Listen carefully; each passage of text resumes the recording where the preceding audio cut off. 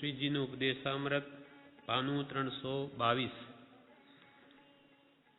પ્રભુશ્રી કહે અંજનની જરૂર છે, અંજનની જરૂર છે। યશો વિજયજીને આનંદ ઘનજીના સમાગમે તે થઈ ગયું। ત્યાર પછીના ગ્રંથો મધ્યસ્થ દ્રષ્ટિથી લખાયા છે। પ્રભુશ્રી કહે અંજનની જરૂર છે, એટલે અંજન આંજવાથી બીજું દેખાય, જ્ઞાન દ્રષ્ટિ ખુલી જાય, એટલે અજ્ઞાન રૂપી અંધકાર ને અંજન નાશ કરે। એટલે અજ્ઞાન તિમિરાંધાનામ જ્ઞાનાન જન શલાકયા ચક્ષુરુન્મીલિતમ येन તસ્મે શ્રી ગુરુવે નમઃ। ગુરુ ભગવંતને સદગુરુને મારા નમસ્કાર હો કે અજ્ઞાન રૂપી અંધકારને નાશ કરી દે એવું અંજન આંજે છે। જ્ઞાનાંજન, જ્ઞાનરૂપી અંજન, તે પ્રભુશ્રી કે એની જરૂર છે। અનાદિનું અજ્ઞાન છે, એના માટે સમ્યક જ્ઞાનની જરૂર છે। અને કોણ આપી શકે? સમ્યક જ્ઞાની જ આપી શકે। સમ્યક દ્રષ્ટિ મહાત્માઓ જ આપણની દ્રષ્ટિને સમ્યક કરી શકે। માટે પ્રભુશ્રી કે અંજનની જરૂર છે। અનાદિકાળથી અજ્ઞાન કહો, મિથ્યાત્વ કહો, વિપરીત માન્યતા કહો, એને લઈને જ જન્મ મરણ છે। બધા દુઃખ કે બધા જન્મ મરણનું મૂળ મિથ્યાત્વ છે। એ સમ્યક જ્ઞાનના બળે જ નાશ પામે છે। માટે પ્રભુશ્રી કે હવે તો અંજનની જરૂર છે। યશો વિજયજીને આનંદ ઘનજીના સમાગમે તે થઈ ગયું।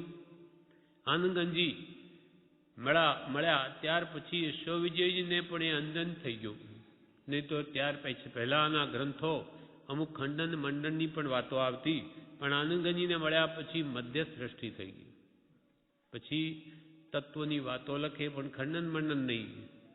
એમ ત્યાર પછીના ગ્રંથો આનંદગંજી મળ્યા પછી ના યશોવિજીના ગ્રંથો એ પછી મધ્યસ્થ દ્રષ્ટિથી લખાયા છે।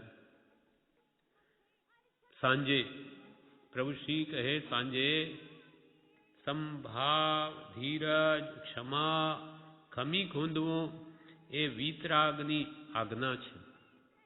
આણાય ધમ્મો આણાય તંબો, આજ્ઞાનું આરાધન એ ધર્મ છે, અને આજ્ઞાનું આરાધન એટલે જ્ઞાની કહે તેમ વર્તવું એ ધર્મ છે, અને એ જ તપ છે।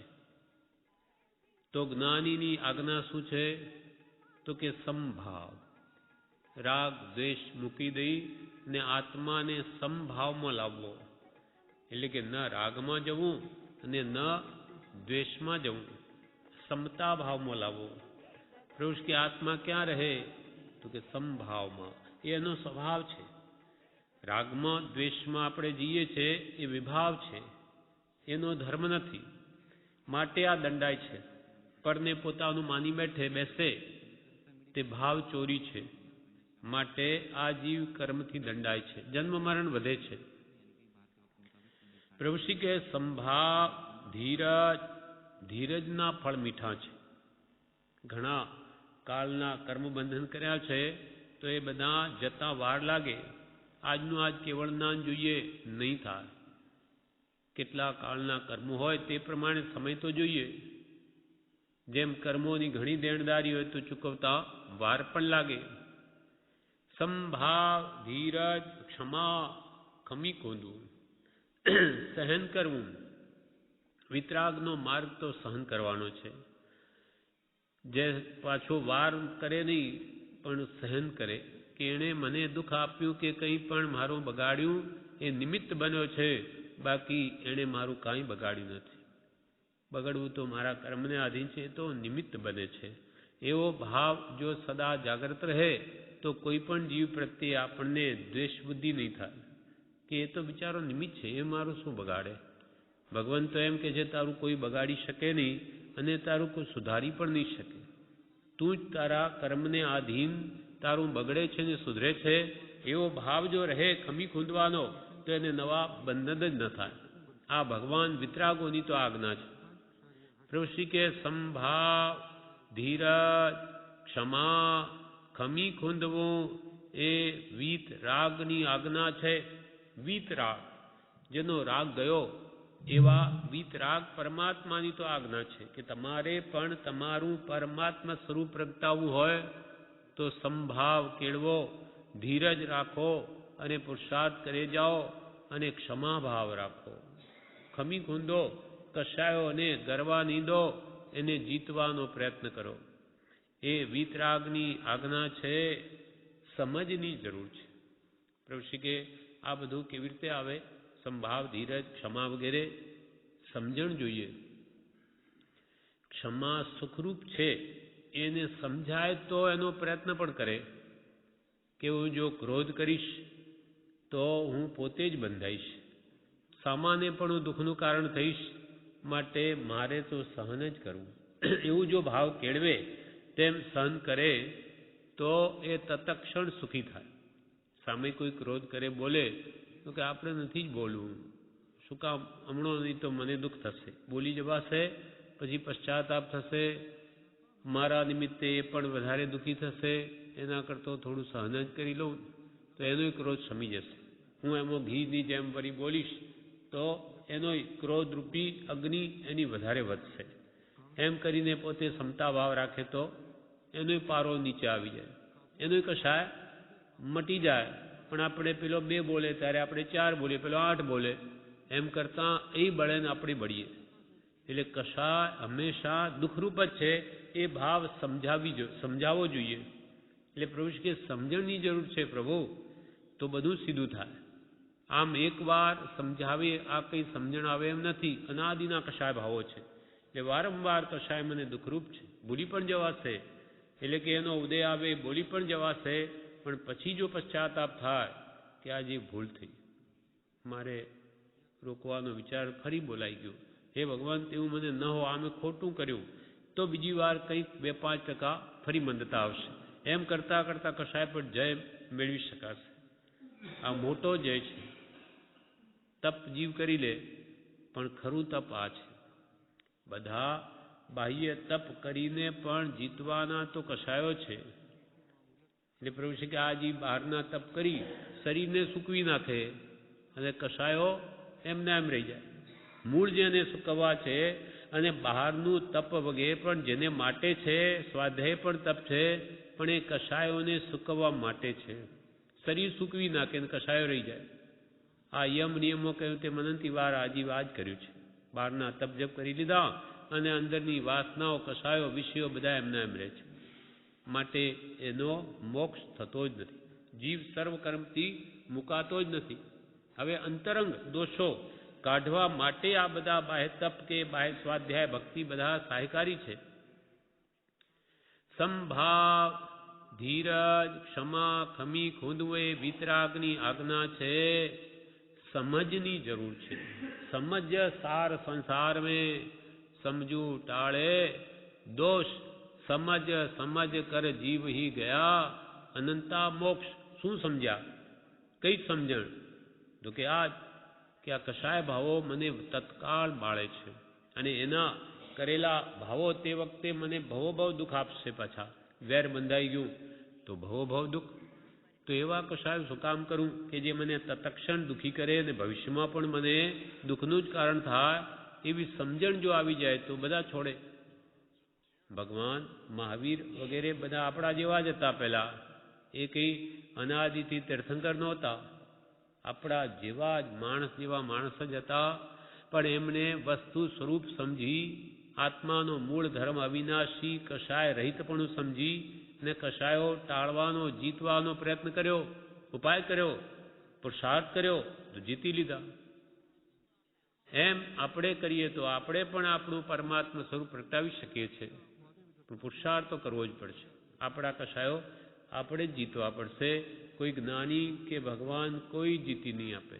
એ તો આપણને માર્ગ બતાવે કે આ ખોટું છે, કશાયો કરવા નહીં. હવે આપણે વિચારીને એને છોડીએ તો જ્ઞાની શું કરે? એ તો માત્ર ઉપદેશના દાતા છે. આપણને મારવા પીટવાથી કશાય જતા હોય તો એમ કરી નાખત, પણ એમ થતું નથી. સ્વાધીન જીવ છે, પોતે જ સમજીને કશાયો કાઢે તો નિવૃત્ત થઈ શકે, ને નહીં કાઢે તો આપોઆપ કોઈ દિવસ નહીં જાય અને જન્મ મરણ થયા કરે. જેના પ્રત્યે રાગ કરીએ તો એની સાથે જન્મ લેવા પડે, કોઈની સાથે ક્રોધ કરીને દ્વેષ કરીએ તો એની સાથે ફરી જન્મ લેવા પડે. તેવા દ્વેષથી તેવા રૂપે જન્મવું પડ્યું. મારે તો એનું મોઢું પણ નહીં જોવું. કૃપાલદેવ 128 પત્રમાં કહ્યું તેનું મોઢું પણ કોઈ કાળે નહીં જોવું. તેને ઘેર દાસપણે દાસીપણે નાના જંતુપણે શા માટે જન્મ્યો? તો કે એવા દ્વેષથી તેવા રૂપે જન્મવું પડ્યું. કેવો દ્વેષ કેમ કર્યો તેના પ્રત્યે? તો લે હવે એના જ ઘરે જે જીવનો અભિમાન કરે, કશાયો કરે, તે એને આવડતા આગલા ભવમાં એવા જ દુઃખો ભોગવવા પડે છે. જો બળનું અભિમાન તો નિર્બળ થાય, જ્ઞાનનું અભિમાન તો મૂર્ખ થાય, તપનું અભિમાન તો ત્યારે પણ નિર્બળ થાય, તપ કાંઈ નહીં કરી શકે, ધનનું અભિમાન કરે તો ગરીબ થાય. એટલે કંઈ પણ ગર્વ કરવા જેવો નથી.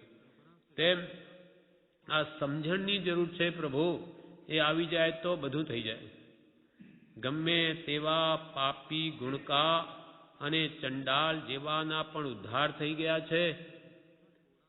જીવ તો અનાદિથી પાપ કરતો આવ્યો છે, પણ કોઈ જ્ઞાનીના સમાગમે એને સમજાઈ જાય કે આ પાપ કેવા, આ પુણ્ય કેવા, આનાથી નરક ગતિ કે ઢોર પશુની યોનિતમાં જવું પડે તો કોઈ ન કરે, પણ સમજાયું જ નથી. સાચા જ્ઞાની મળે એને સાચો રસ્તો બતાવે છે.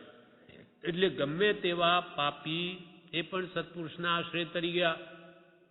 દ્રઢ પ્રહારી જેવા નરક ગતિમાં જાય એવા કામ કરતા હતા તો સત્પુરુષ મળી ગયા, બધું ભરી ગયું અને 6 મહિનામાં તો મુક્તિ મેળવી લીધી. કેવળ જ્ઞાન પ્રગટાવી દીધું. જે ભયંકર દ્રઢ પ્રહારી એટલે એક મુક્કો મારે કે માણસ મરી જ જાય એવી ચોરીઓ કરે, માણસોને મારે, છતાં પણ નાની મળે બધું ફરી ગયું. ચીલો બદલાઈ ગયો કે સંસારનો માર્ગ મુકાઈને મોક્ષનો માર્ગ બની ગયો અને 6 મહિનામાં તો કામ કાઢી નાખ્યું. એમ પાપીનો પણ ઉદ્ધાર થઈ શકે છે, પણ ક્યારે? તો કે ચીલો બદલે ત્યારે. એટલે કે પૂર્વ દિશામાં જતો હોય તો એને પશ્ચિમ દિશાઓ જવું પડે. સંસાર અને મોક્ષનો માર્ગ સાવ વિપરીત છે. આસમાન પાતાળનું અંતર છે. તેવા પાપી ગુણકા અને ચંડાલ જેવાના પણ ઉદ્ધાર થઈ ગયા છે. દ્રઢ પ્રહારી જેવા પાપી, કોષા વેશ્યા જેવી ગણિકા એટલે વેશ્યા ગણિકા અને ચંડાલ, હરિકેશી મુનિ વગેરે ચંડાલ કુલમાં જન્મેલા, છતાં એવાને ઉદ્ધાર થઈ ગયા. ત્યાં કોઈ જાતિ કે વેશ આડો નથી આવતો. માણસ જો ફરી ગયો એટલે કે માર્ગ બદલી નાખ્યો, સંસારનો માર્ગ મૂકીને પરમાર્થનો માર્ગે ચડી ગયો તો કામ કાઢી નાખે. ને જૈન નામ ધરાવી નહીં જો માંસ દારૂ વગેરે સેવે સપ્તવ્યસન તો નરકે જ જાય. ભલે ને જૈન નામ ધરાવાથી શું, પણ જે સમજી ગયો, જ્ઞાનીના બોધે માર્ગ સમ્યક કરી નાખ્યો, તેનું કામ થઈ ગયું. એટલે પ્રભુશ્રી આપણને એ જ કહે છે કે કંઈ ડરવાની કે જરૂર નથી, ચીલો બદલી નાખો. તેવા પાપી ગુણકા અને ચંડાલ જેવાના પણ ઉદ્ધાર થઈ ગયા છે. ચીલો બદલવાની જરૂર છે. સંસાર માર્ગ બદલી રાગ દેશ કશાય ભાવોને મૂકી દઈ હવે સમ્યક ભાવોમાં આવી જાઓ. જ્ઞાનીઓ કે બસ એટલો ફેરવી નાખો, પૂર્વ દિશામાં છો પશ્ચિમમાં થઈ જાઓ, સંસાર ભણી મુખ મોડીને હવે આત્મા તરફ લક્ષ્ય કરી દો અને યથાશક્તિ જ્ઞાનીની આજ્ઞા આરાધો તો બધું જ સમ્યક. ચીલો બદલવાની જરૂર છે. ગાડાનો ચીલો બદલતા મુશ્કેલ તો પડે.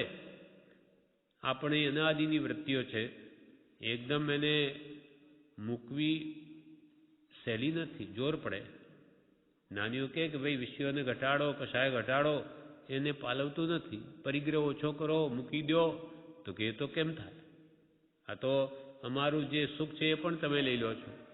એને ભારે પડે છે, સમજાણું નથી. પણ નાની આપણને દુઃખી કરવા નથી કરતા, સુખ માટેનો માર્ગ બતાવે છે. પણ જ્યાં સુધી ન સમજાય ત્યાં સુધી એને ભારરૂપ લાગે છે. ગાડાનો ચીલો બદલતા મુશ્કેલ તો પડે, પણ પછી ચીલો બદલાયો એટલે દિશા ફેર થઈ જ જાય છે. આબ જમીનનો ફેર પડે છે. દિશા બદલાઈ ગઈ. જવું છે મુક્તિ માર્ગે, જવું છે મુંબઈ અને ચાલ્યા કરીએ અમદાવાદના માર્ગે તો ઉડતા જેમ જઈએ તેમ મુંબઈથી દૂર જઈએ છીએ. પણ ચીલો બદલીને કોઈ જ્ઞાની ગુરુ જેવો બતાવી દે સાચો માર્ગ કે ભાઈ આ તું કઈ તરફ મુંબઈ, આ તો મુંબઈ થોડું, આ તો અમદાવાદનો માર્ગ છે, એમ ભૂલ થઈ ગઈ. બદલી નાખ ચીલો, મોટર પાછી વાળી લે તો મુંબઈ ભણી જવા લાગે. ચાલતો ત્યારે હતો હમણાં પણ વિપરીત માર્ગે. તેમ પુરુષાર્થ તો હમણાં આપણે ઘણો કરીએ છીએ, પણ સામો સંસારમાં પૈસા મેળવવામાં, મોહ વધારવામાં, રાગ દ્વેષ આખો દિવસ શરીરની લેમેલ દેહાધ્યાસ વધારવામાં એ બધું મુકાઈ જાય તો બધું હમણાં છૂટી જાય. પણ સમજણ જ્ઞાની ગુરુ દ્વારા મળે બોધથી તો જ ચીલો બદલાય. ચીલો બદલવાની જરૂર છે. ગાડાનો ચીલો બદલતા મુશ્કેલ તો પડે, પણ પછી ચીલો બદલાયો એટલે દિશા ફેર જ થઈ જાય છે. આપ જમીનનો ફેર પડે છે, આકાશ પાતાળનું અંતર બની જાય. અનાદિકાળથી લોભથી જ જીવ અટકી રહ્યો છે. અનાદિકાળથી લોભથી જ જીવ અટકી રહ્યો છે. તે વેરીને મારવાની ખાતર લોભ છોડવાની સમજથી ખર્ચ થાય તો તેનું ફળ રૂડું છે, એમ જ કરવા જોગ છે. પ્રભુશ્રી કહે અનાદિકાળથી લોભથી જ જીવ અટકી રહ્યો છે. લોભ એટલે પૈસાનો જ લોભ એટલી જ વ્યાખ્યાની નથી. ઈચ્છા માત્ર લોભ છે. કોઈ પણ વસ્તુની ઈચ્છા એ લોભ કષાયમાં આવે છે. એટલે કષાય ઘટે એટલું કલ્યાણ એમ કૃપાલદેવે કહ્યું. તો કે વિષયોનું કેમ નહીં કહું, ખાલી કષાય જ કેમ કહ્યા? તો કે કષાયમાં જે લોભ કષાય છે એમાં 5 ઇન્દ્રિયોના વિષયો આવી ગયા. એટલું જ નહીં, કોઈ પણ પદાર્થની ઈચ્છા એ બધું આવી ગયું આમાં. ઈચ્છા માત્ર લોભ છે. એટલે અનાદિકાળથી જીવ લોભ કષાયને લઈને સંસારમાં અટકી રહ્યો છે. તે વેરીને મારવાની ખાતર, લોભ કષાયને હણવાની ખાતર, લોભ છોડવાની સમજથી ખર્ચ થાય તો તેનું ફળ રૂડું છે. કે પ્રભુશ્રી કહે ને એક મુઠ્ઠી દાળિયા આપું કોઈ ભિખારીને, તેમાં પણ લોભ છોડવા.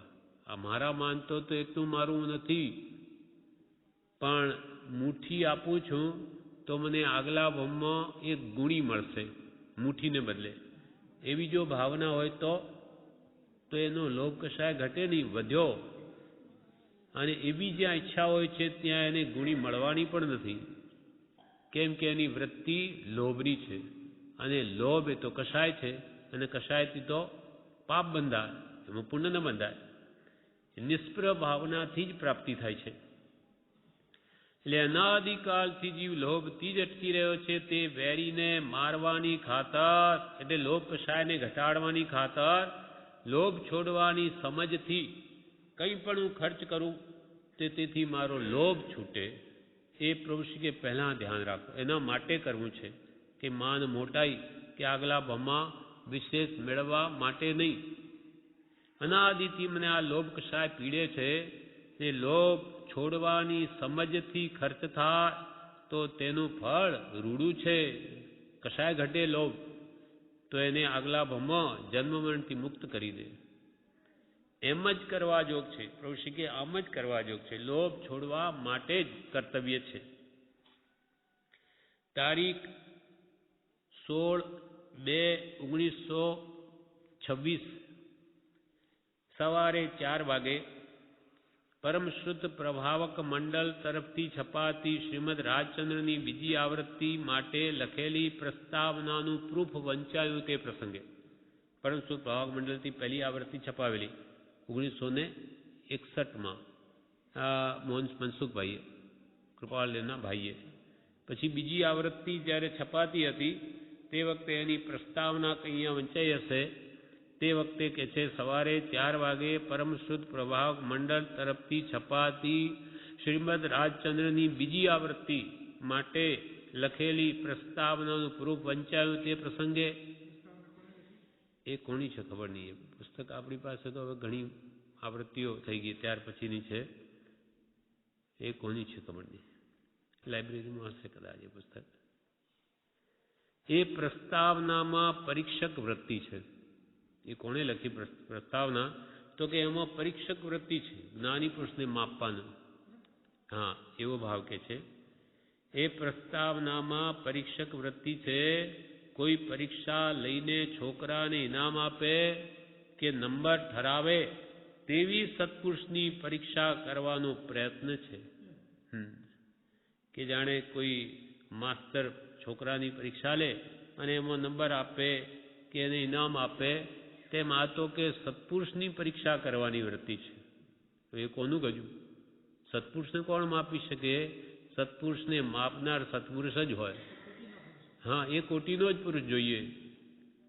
એ પ્રસ્તાવનામાં પરીક્ષક વૃત્તિ છે. કોઈ પરીક્ષા લઈને છોકરાને ઇનામ આપે કે નંબર ઠરાવે તેવી સત્પુરુષની પરીક્ષા કરવાનો તે પ્રયત્ન છે. પણ પરીક્ષક તો જેની પરીક્ષા લેવાની હોય તેના કરતાં ચડિયાતો હોવાની જરૂર છે. BA વાળો મેટ્રિકની પરીક્ષા લઈ શકે કે ચોથી ક્લાસ વાળો મેટ્રિકને નહીં લઈ શકે.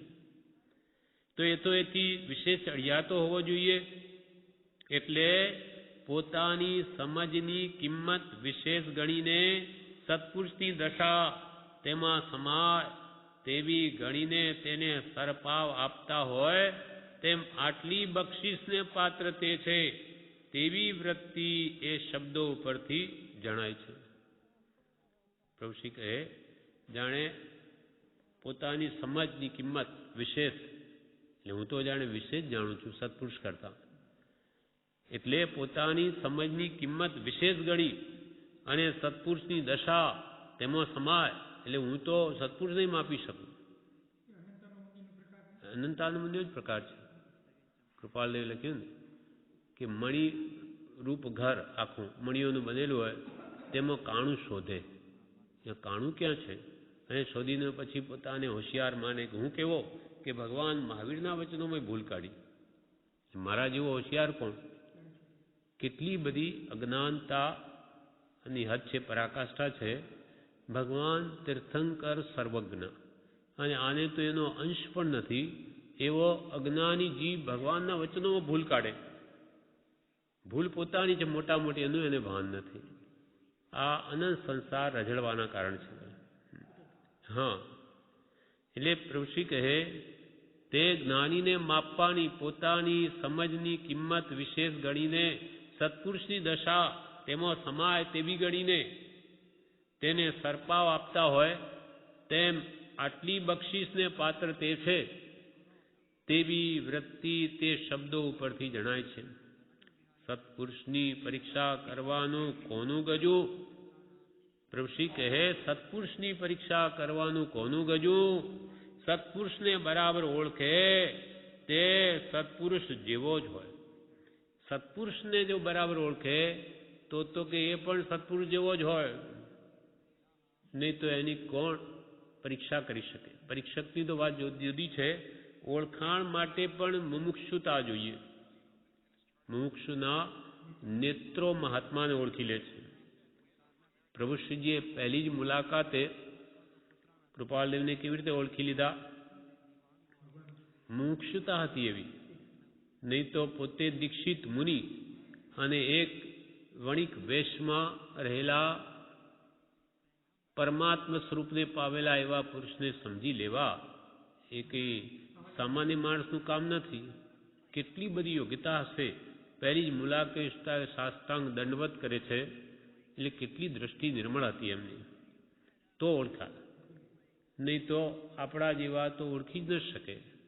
આ તો વણિક છે, આપણા જેવા વેપારી છે, એમાં શું મોટી વાત? એવું જ્ઞાન ક્યાંથી એમનું આવી ગયું? જ્ઞાની તો ત્યાગી હોય. આપણા મનમાં તો જંગલમાં હોય વેશ પહેરેલા એ જ્ઞાની. પછી ભલે ને મૂઢ હોય, અજ્ઞાની હોય, મહામોહી હોય, પણ વેશ હોય કે આ જ્ઞાની. અને વેશ રહ્યો તો બધા વેશ રહિત બધા અજ્ઞાની. એવી આપણી બાહ્ય ઓળખ છે. એટલે કૃપાલ કે જો જ્ઞાની પુરુષનું ઓળખાણ સુલભ હોત તો નિર્વાણ પણ સુલભ હોત. જો જ્ઞાની પુરુષની ઓળખાણ સરળતાથી થઈ શકે એમ હોત તો મોક્ષ પણ બહુ જ સુલભ હોત. પણ જ્ઞાનીની પ્રવૃત્તિ તો ઉદયાધીન છે.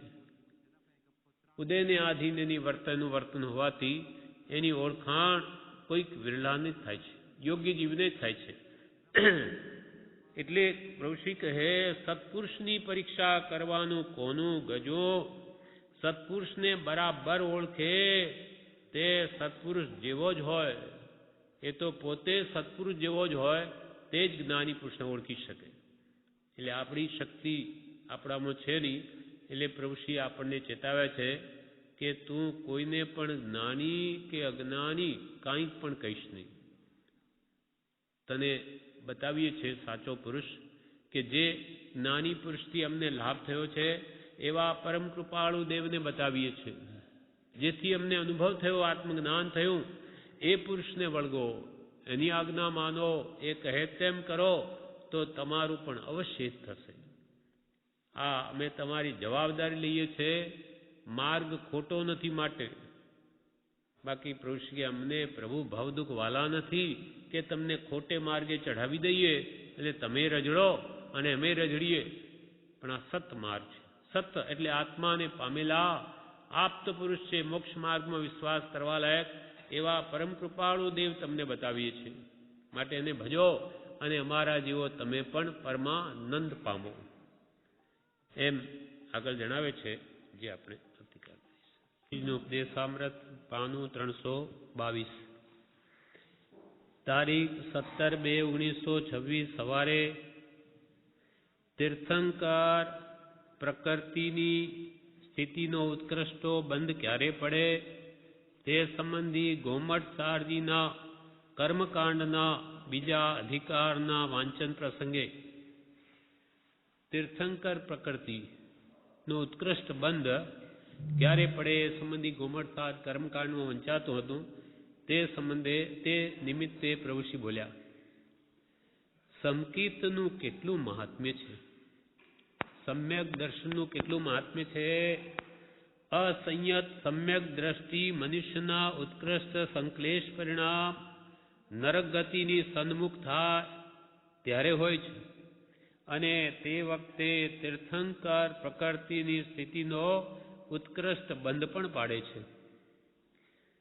એટલે સમ્યક દર્શન ભલે અવિરત સમ્યક દ્રષ્ટિ હોય છતાં પણ એના જો નરકગતિનો બંધ પડી ગયો હોય તો અંત વખતે એને ઉત્કૃષ્ટ સંશ્લેષ પરિણામ આવી જાય છે. બંધ પડી ગયો હતો. જેમ કે ક્ષણિક મહારાજા કે શ્રી કૃષ્ણ, તેમને નરકગતિનો બંધ પડેલો હતો. એટલે ઉત્કૃષ્ટ સંશ્લેષ પરિણામ નરકની સન્મુખ થયા ત્યારે આવી ગયા, એલેશિયા આવી ગઈ. અને તે વખતે તીર્થંકર પ્રકૃતિની સ્થિતિનો ઉત્કર્ષ બંધ પણ પાડે છે. અવિરત સમ્યક દ્રષ્ટિ હોવા છતાં એ તીર્થંકર પ્રકૃતિનો બંધ પાડી લે. કારણ શું? તો કે સંકિત કોઈ વ્રત પણ નથી, વ્રત નહીં, પચખાણ નહીં, ત્યાગ વસ્તુ કોઈનો મહાપદ્મ તીર્થંકર થશે શ્રેણિક. ઠાણાંગ જોઈ લો, પહેલું આચારાંગ સૂત્ર, બીજું ઠાણાંગ. એમાં કંઈ જોઈ લો કે ભગવાન મહાવીરે એમ કહ્યું કે સૈનિક રાજાને કોઈ વ્રત નહીં, તપ નહીં, પચખાણ નહીં, છતાં આવતી 24મીમાં પહેલા તીર્થંકર થશે. કોનો પ્રભાવ? શ્રદ્ધા, સમ્યક દર્શનનો. એટલે પ્રભુશ્રીએ સંકિતનું કેટલું મહાત્મ્ય છે. કંઈ નહીં હોવા છતાં પણ તીર્થંકર પ્રકૃતિનો પણ બંધ પાડે છે. સંકિત છે એટલે તેની હાજરીમાં જે જે ક્રિયા થાય તે પુણ્યરૂપ પરિણમે છે. સમ્યક દર્શન છે એટલે એની હાજરીમાં જે કંઈ પણ કરે સમ્યક દ્રષ્ટિ, તે બધું કે છે પુણ્યરૂપ પરિણમે છે. સંકિત છે એટલે તેની હાજરીમાં જે જે ક્રિયા થાય તે પુણ્યરૂપ પરિણમે છે. મોટી લોહીની નદીઓ વહે તેવા ભરતના સંગ્રામ પ્રસંગે ગણધર ભગવાન પુંડરીકે ઋષભદેવ ભગવાનને પૂછ્યું, અત્યારે ભરત ચક્રવર્તીના પરિણામ કેવા હશે? ત્યારે ભગવાન ઋષભદેવે કહ્યું, તારા જેવા. હવે એક બાજુ તો ભરત ચક્રવર્તી યુદ્ધ કરી રહ્યા, લોહીની નદીઓ વહી રહી છે, અને છતાં એના અંતરંગ પરિણામ કેવા છે? ગણધર જેવા. કેમ એમ? હા, એનો ભાવ ત્યાં નથી, એને કોઈ લડાઈ કરવી નથી, કરતા ભાવ જ નથી. એ તો ઉદયાધીન અને ચક્રવર્તી પોતે છે એટલે ન્યાય નીતિ માટે બધું કરવું પડે. બાકી ઉદયને આધીન છે. એમને એવો કંઈ ભાવ જ નથી કે મારે આ યુદ્ધ કરવું છે. એમને કાંઈ જોઈતું નથી. કેમ કે સમ્યક દ્રષ્ટિ અને સમ્યક હોવાથી એ ભાવથી જુદા જ છે. એટલે કે ભરત ચક્રવર્તીના લડાઈમાં પરિણામ કેવા, તો ઋષભદેવ ભગવાન પોતાના 14થી ઉપરી ગણધર પુંડરીક એ પૂછે છે કે ભરત ચક્રવર્તી જેવા લડાઈ કરે એમના કેવા ભાવ રહેતા હશે. ત્યારે ભગવાન કહે તારા જેવા. હવે તો ક્યાં તો ગણધર ભગવાન અને ક્યાં લડાઈમાં લડતા અવિરત સમ્યક દ્રષ્ટિ, છતાં પણ કે છે એની સમજ બદલાયેલી હતી. એટલે કે મારે આ કરવા એવું છે જ નહીં, આ યુદ્ધ કર્તવ્ય જ નથી એવું હાડોહાડ હૃદયમાં ભરત ચક્રવર્તીને હતું. તેની સમજ બદલાયેલી હતી એટલે દર્શન મોહ વગરની ક્રિયા થતી હતી. એની દર્શન મોહ વગરની ક્રિયા થતી હતી. ભરત ચક્રવર્તી જેવા એકવાર બધા 6 ખંડને સાધે તે વખતે બધા જે મુખ્ય દેવો હોય, અમુક ભાગના રક્ષક, એ બધાને જીતે છે. તે માગધ દેવ હતો, એને જીતવાનો હતો. તેના માટે કે જીવો અઘરો છે એમ સેનાપતિઓ વગેરેને લાગતું હતું. પણ ત્યાં પહોંચ્યા તો ભરત મહારાજા તો ઉત્તમ એકાંત સ્થાન જોઈ ને ધ્યાનમાં જ બેસી ગયા. હવે 15 દિવસે આવ્યા ત્યારે એ બીજા કહે કે અરે આપણે તો આ લડાઈ કરવા આવ્યા અને આપણા આ મહારાજ તો ધ્યાનમાં બેસી ગયા. એટલે એ લોકોને અંતરંગ આખી દ્રષ્ટિ જ કેટલી જુદી છે. જો આત્મા સમ્યક ભાવમાં આવી ગયો, દ્રવ્ય ક્ષેત્ર કાળ એવા ભાવ મળી જાય તો આત્મધ્યાન પણ કરવા લાગી જાય. એ કેમ કે એમની દર્શનમાં વગરની બધી ક્રિયા થતી હતી. મિથ્યા માન્યતાઓ એમાં સુખ છે, લડાઈમાં કોઈ દિવસ માન્યતામાં નથી. નહીં તો પ્રભુશ્રી કહે નહીં તો સંમતિથી ન કરે પાવામ એવા સૂત્રો મોટા પુરુષ કેમ ઉચ્ચારે. એ શાનું મહાત્મ્ય સમકિતનું. નહીં તો પ્રભુશ્રી કહે સંમતિથી સમ્યક દ્રષ્ટિ ન કરી પાવમ. સમકિતથી પાપ કરતા નથી આ વચનો મોટા પુરુષો કેમ ઉચ્ચારે. જો પાપ કરતા હોય તો એમ કેમ કહે. પણ એ શાનું મહાત્મ્ય સમકિતનું. જેમ ચંદન વૃક્ષ પાસેના બીજા વૃક્ષો લીમડા વગેરેના પણ સુગંધીદાર બને છે, તેમ સમકિતની કષાયવાળી ક્રિયા પણ સમકિતની હાજરીમાં પુણ્યરૂપ પરિણમે છે. ચંદન વૃક્ષ પાસે લીમડાનું ઝાડ હોય તો એમાંય સુગંધ આવી જાય. અસલ તો જાત તો કડવી છે, પણ સંગ કોનો છે? ચંદન વૃક્ષનો. સમકિતી ચંદન વૃક્ષ પાસેના બીજા વૃક્ષો લીમડા વગેરેના પણ સુગંધીદાર બને છે, તેમ સમકિતની કષાયવાળી ક્રિયા, સમકિતીની કષાયવાળી ક્રિયા પણ સમકિતની હાજરીમાં પુનિરૂપ પરિણમે છે. ઉપરથી આપણને દેખે લાગે, અંદરથી એમને એટલું તન્મયતા નથી હોતી. જેમ કે કૃપાલદેવ કેવું શિષ્ય ને ગુરુ ધડુકીને બોલે એનો દોષ કઢાવવા, તે આપણને લાગે કે કેવા કસાય કરે છે, પણ અંદરમાં આશય જુદો છે. એટલે કે છે એની બહારથી ભલે ઉપરથી કસાયવાળી ક્રિયા દેખાય, છતાં એ છૂટવા રૂપ જ છે. એટલે પુણ્યરૂપ પરિણમે છે. સમકિત એ પુણ્ય છે અને મિથ્યાત્વ એ પાપ છે. સમ્યક દર્શન એ જ પુણ્ય ને મિથ્યાત્વ જ્યાં છે તેની બધી ક્રિયા પાપરૂપ છે. એમ મૂળાચાર તેમજ ગોમટસારજીમાં પણ આવે છે. આવું જેનું મહાત્મ્ય છે તે મૂકીને આ ભાવમાં ઢીંગલા ઢીંગલીની રમત જેવા સુખ અને સમૃદ્ધિ પાછળ કાળ ગાળવો સમજુ વિચારવાને છાજે. કે આવું સમ્યક દર્શન કે જેની હાજરીમાં બધી ક્રિયા પુણ્યરૂપ ગણાય, સમ્યક દ્રષ્ટિ પાપ કરે નહીં, તે સમકિત આ માનવ દેહમાં પ્રાપ્ત કરી શકાય છે. તો એ પ્રાપ્ત કરવાનું મૂકી દઈ ઢીંગલા ઢીંગલીની રમત જેવા આ તુચ્છ સુખો, ઇન્દ્રિય સુખો અને આ ભૌતિક બાય સમૃદ્ધિની પાછળ ખોટી થવું, સમય ગાળવો, એ કે વિચારવાને છાજે. કોઈ વિચારવાન જીવ હોય તેને યોગી છે કે આવો અમૂલ્ય માનવ દેહનો સમય આ વિષય કશાયમાં એને વેડફી નાખવો? આવું જેનું મહાત્મ્ય છે સમ્યક દર્શનનું, તે મૂકીને, તે સમકિત પ્રાપ્ત કરવાનું મૂકીને આ ભવમાં ઢીંગલા ઢીંગલીની રમત જેવા સુખ અને સમૃદ્ધિ પાછળ કાળ ગાળવો સમજુ વિચારવાનને છાજે. આટલા ભાવમાં તો સમકિત જ કર્તવ્ય છે. આ ભાવમાં તો આપણે સમ્યક દર્શન જ કર્તવ્ય છે. એટલે મિથ્યાત્વ મૂકી દઈ જેમ છે તેમ પદાર્થનું શ્રદ્ધાન જ કર્તવ્ય છે. દેહથી ભિન્ન પોતે આત્મા છે તો આત્માને આત્મા જ માનવાયુગ છે અને દેહને પર જ માનવાયુગ છે. જેમ છે તેમ માનવું, એનું નામ સમકિત. પદાર્થનું જેવું સ્વરૂપ છે તે રૂપે જ માનવું, વિપરીત નહીં માનવું. આપણી માન્યતા અનાજથી વિપરીત ચાલી આવે. આપણે દેહને આપણું સ્વરૂપ માનીએ છીએ, જ્યારે જ્ઞાનીઓ કે આ સાવ જૂઠી વાત છે, મિથ્યા છે. દેહ તારો છે જ નહીં, હતો જ નહીં, થશે પણ નહીં. માટે આ માન્યતા મૂકી દે તો તું સમ્યક દ્રષ્ટિ અંતરથી મૂકે તો, અને માન્યતા છે ત્યાં સુધી તું મિથ્યા દ્રષ્ટિ.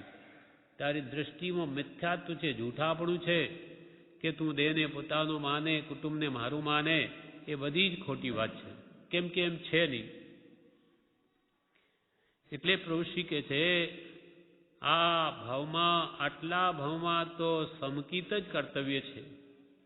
પછી ભલે ને ગમે તેટલા ભાવ હોય તેની પંચાત નથી. એક સમકિત થઈ જાય પછી ભલે ને નરકમાં જઈએ, કેમ કે સમકિતી મોટા ભાગે તો નરકમાં જાય જ નહીં, પણ પૂર્વે અંધ પડી ગયો હોય તો જવું પણ પડે. પણ સમકિત માટેનો કરેલો પુરુષાર્થ એને કાળે કરીને મોક્ષે લઈ જ જાય. એટલે આપણો ધ્યેય તો કેવળ જ્ઞાન છે, પણ કેવળ જ્ઞાન પહેલાં સમકિત વગર કેવળ જ્ઞાન આવતું નથી. એટલે પહેલાં આપણે શું જોઈએ? સમકિત જોઈએ. સમ્યક દર્શન માટેનો આ પુરુષાર્થ હોવો જોઈએ બધો. 6 પદની શ્રદ્ધામાં સમકિત રહ્યું છે. હું આત્મા છું, નિત્ય છું, કરતા છું, ભોગતા છું, મોક્ષ અને મોક્ષનો ઉપાય છે. આ અંતરથી સાચી દ્રઢપણે શ્રદ્ધા કરવી એ જ સમકિતનું બીજ છે. એ આત્મા અનુભવરૂપ સમકિત કરાવે એવું છે. આત્મસિદ્ધિનો સ્વાધ્યાય શાને માટે છે? 6 પદની શ્રદ્ધા માટે. એ દ્રઢ થઈ જાય તો એનું કામ થઈ જાય. મનુષ્ય ભાવ સફળ થઈ જાય, ભવો ભાવ સફળ થઈ જાય. અનંત ભાવનું સાટું વળી રહે. જે કોઈ કાળે થયું નથી તે થઈ જાય. પછી આટલા ભાવમાં તો સમકિત જ કર્તવ્ય છે. પછી ભલે ને ગમે તેટલા ભાવ હોય તેની પંચાત નથી. તે થયા પછી તેની ક્રિયા પુણ્યાનુબંધી પુણ્ય ઉપાર્જન કરે અને છેવટે સમકિત તેને મોક્ષે લઈ ગયા વગર મૂકે નહીં. પ્રભુ કેટલી અજબ ગજબ વાત છે કે સમ્યક દર્શન જો એકવાર થઈ ગયું તેને મોક્ષે લઈ ગયા વગર છોડે પણ નહીં. નહીં જવું હોય તોય જવું પડે. તે થયા પછી, સમ્યક દર્શન આવ્યા પછી તેની ક્રિયા પુણ્યાનુબંધી પુણ્ય ઉપાર્જન કરે અને છેવટે સમકિત તેને મોક્ષે લઈ ગયા વગર મૂકે નહીં. કઈ અજબ ગજબ વાત આજે તો આવી છે. પ્રભુ કે આ સમકિતની વાત એ જ આ ભાવમાં કર્તવ્ય છે. શ્રદ્ધા એ સમકિત છે 6 પદની વગેરે. આજે તો કે અજબ ગજબ વાત આવી છે. કેમ કે અનંતકાળના પરિભ્રમણમાં આપણા આત્માએ જપ પણ અનેક વાર કર્યા, તપ પણ અનંત વાર કર્યા, સ્વાધ્યાય ભક્તિ પણ અનંત વાર કરી, પણ જે મૂળ લક્ષ્ય રાખીને કરવાનું હતું એ થયું જ નહીં. આત્માર્થે થયું નહીં, આત્મલક્ષ્ય આરાધના થઈ નહીં. માટે બધું કરેલું ફોગ ગયું. ભલે પુણ્ય બાંધ્યું પણ એ અલ્પ દેવલોકાદિને સુખ ભોગવી ને પાછો સંસાર જ રહ્યો. જન્મ મરણથી મુક્ત નહીં થયા. એટલે પ્રભુશ્રી કહે છે કે આ તો આજે અજબ ગજબ વાત આવી કે મૂળ ધ્યેય આ છે સમકિત કરવાનું. અને એની હાજરીમાં તો તીર્થંકર પ્રકૃતિનો બંધ પડે, વ્રત પચકાણ નહીં હોય તોય. એટલે શ્રદ્ધાનું કેટલું બળ છે. જ્ઞાનીઓ કહ્યું તે સત માનવું, સત્ય જ છે એમ દ્રઢપણે માન્ય કરવું. પછી આપણાથી ઓછી આરાધના થાય તો મોડું થશે, પણ શ્રદ્ધા જો વિપરીત થઈ ગઈ તો ગયો કામથી અનંત કાળ સુધી ભટક્યા જ કરશે. દંસન ભટ્ટા ન સિજંતી, ચરિત્ર ભટ્ટા સિજંતી, ભટ્ટા ભટ્ટા દંસન ભટ્ટા. ખરેખર ભ્રષ્ટ કોણ? જે દર્શન એટલે શ્રદ્ધાથી ભ્રષ્ટ થયો તે જ ભ્રષ્ટ છે. ચારિત્રથી ભ્રષ્ટ થયેલો ઠેકાણા આવે, પણ શ્રદ્ધાથી ગયો એટલે સર્વકાળને માટે ગયો, અર્થાત અનંતકાળ સુધી એને પછી સત પ્રાપ્ત થવું દુર્લભ થઈ પડે છે. એટલે પ્રભુશ્રી કે ગમે તેમ કરીને શ્રદ્ધાને મૂકશો નહીં અને એને એવી દ્રઢ કરી દેજો શીશુ રેડિયું હોય તેમ કે કોઈ કાળે અંતરમાંથી જાય નહીં કે હું આત્મા જ છું, હું કોઈ કાળે દેહરૂપ થતો નહીં, છું નહીં અને થશે પણ નહીં. પહેલો મુમુક્ષુ કહે, સિદ્ધપુરના ગોદડ પારેખ જણાવતા કે આપને મળ્યા પછી આપે હૃદયમાં ચકલું ઘાલી દીધું છે, તે ફળ થયા જ કરે છે. પહેલા તો ખાતા અને નિરાતે ઊંઘતા, પણ હવે તો કંઈ ચેન પડતું નથી. એક મુમુક્ષુએ એમ કહ્યું કે સિદ્ધપુરના એક ગોદડ પારેખ હતા, તે એમ કહેતા હતા કે આ પ્રભુશ્રીએ તો ચકલું ઘાલી દીધું છે, તે ફળ થયા જ કરે છે. પહેલા તો કે ખાતા નિરાતે ઊંઘતા, પણ હવે તો કઈ ચેન પડતી નથી. ફૂલચંદભાઈના વો મોતીબેન હતા, એ પણ એમ જ કહેતા કે પ્રભુશ્રી એવું ચકલું ઘાલી દીધું છે, તે ફળ થયા જ કરે છે, એ કાઢવું હોય તો નીકળતું નથી. હા, એવું કંઈક કરી દે છે, એની કૃપા છે કે પછી પુરુષાર્થ જાગૃત થઈ જાય છે કે હવે તો કેમ પ્રમાદ કરાય. એટલે હંમેશા નિરાતે સુવાનો ભાવ નહીં થાય, કેટલું બધું કામ કરવું છે. સિદ્ધપુરના ગોદડ પારેખ જણાવતા પ્રભુશ્રીને કે આપને મળ્યા પછી આપે હૃદયમાં ચકલું ઘાલી દીધું છે, તે ફળ થયા જ કરે છે. પહેલા તો ખાતા અને નિરાતે ઊંઘતા, પણ હવે તો કઈ ચેન પડતું નથી. ત્યારે પ્રભુશ્રી કહે, એમ જ છે, અમને કૃપાળુ દેવ મળ્યા પછી બધા મુનિઓ અમારા સંબંધી વાત કરતા કે એમની પાસે જશો તો ભૂત ભરાવી દેશે, એમના શબ્દોય કાને ના આવવા દેવા, નહીં તો ચોંટ લાગી જ જાણવી. હા, સંપ્રદાયના મુનિઓ એમ કહેતા કે આ લઘુરાજ સ્વામી તો એવા છે કે જો એમને મળ્યા તો પછી એવું ભૂત ભરાવી દેશે કે એના શબ્દો છૂટે જ નહીં, ચોટ લાગી જ જાણવી. હા, એટલે એ શબ્દો કારે કે આવવા ન દેવા, એવી રીતે સંપ્રદાયના સાધુઓ કહેતા. પણ સત વાત હતી, એમાં ક્યાં ખોટું હોય તો બધા ગાંડા થોડાય છે. સત છે એટલે એ વસ્તુ સમજાઈ જાય એટલે લોકો એને ગ્રહણ કરી લે. પ્રભુશ્રી કહે, એમ જ છે, અમને કૃપાળદેવ મળ્યા પછી બધા મુનિઓ અમારા સંબંધી વાત કરતા કે એમની પાસે જશો તો ભૂત ભરાવી દેશે, એમના શબ્દોય કાને ના આવવા દેવા, નહીં તો ચોંટ લાગી જ જાણવી. બીજા મુમુક્ષુ કહે, હજી અમદાવાદમાં તો એમ જ કહેવાય છે કે આપને મળે છે તેમને ભૂત વળગ્યું જ જાણો. હજુ કે અમદાવાદમાં તો એમ જ વાત ચાલે છે કે જો લઘુરાજ સ્વામીના સમાગમમાં આવી ગયા તો ભૂત વળગ્યું જ જાણો. એટલે કે સતમાર્ગમાં ચાલ્યો જ જવાનો, એટલો બધો પ્રભાવ હતો અને સાચી ભક્તિ હતી અને સાચો માર્ગ હતો, સાચું માર્ગદર્શન હતું. એટલે લોકો જે હળું કર્મી હોય તે પકડી લેતા હતા. પ્રભુશ્રી કહે, એમ જ છે, શું થાય છે તે આપણને શી ખબર પડે, પણ કેટલાય કર્મની નિર્જરા થાય છે.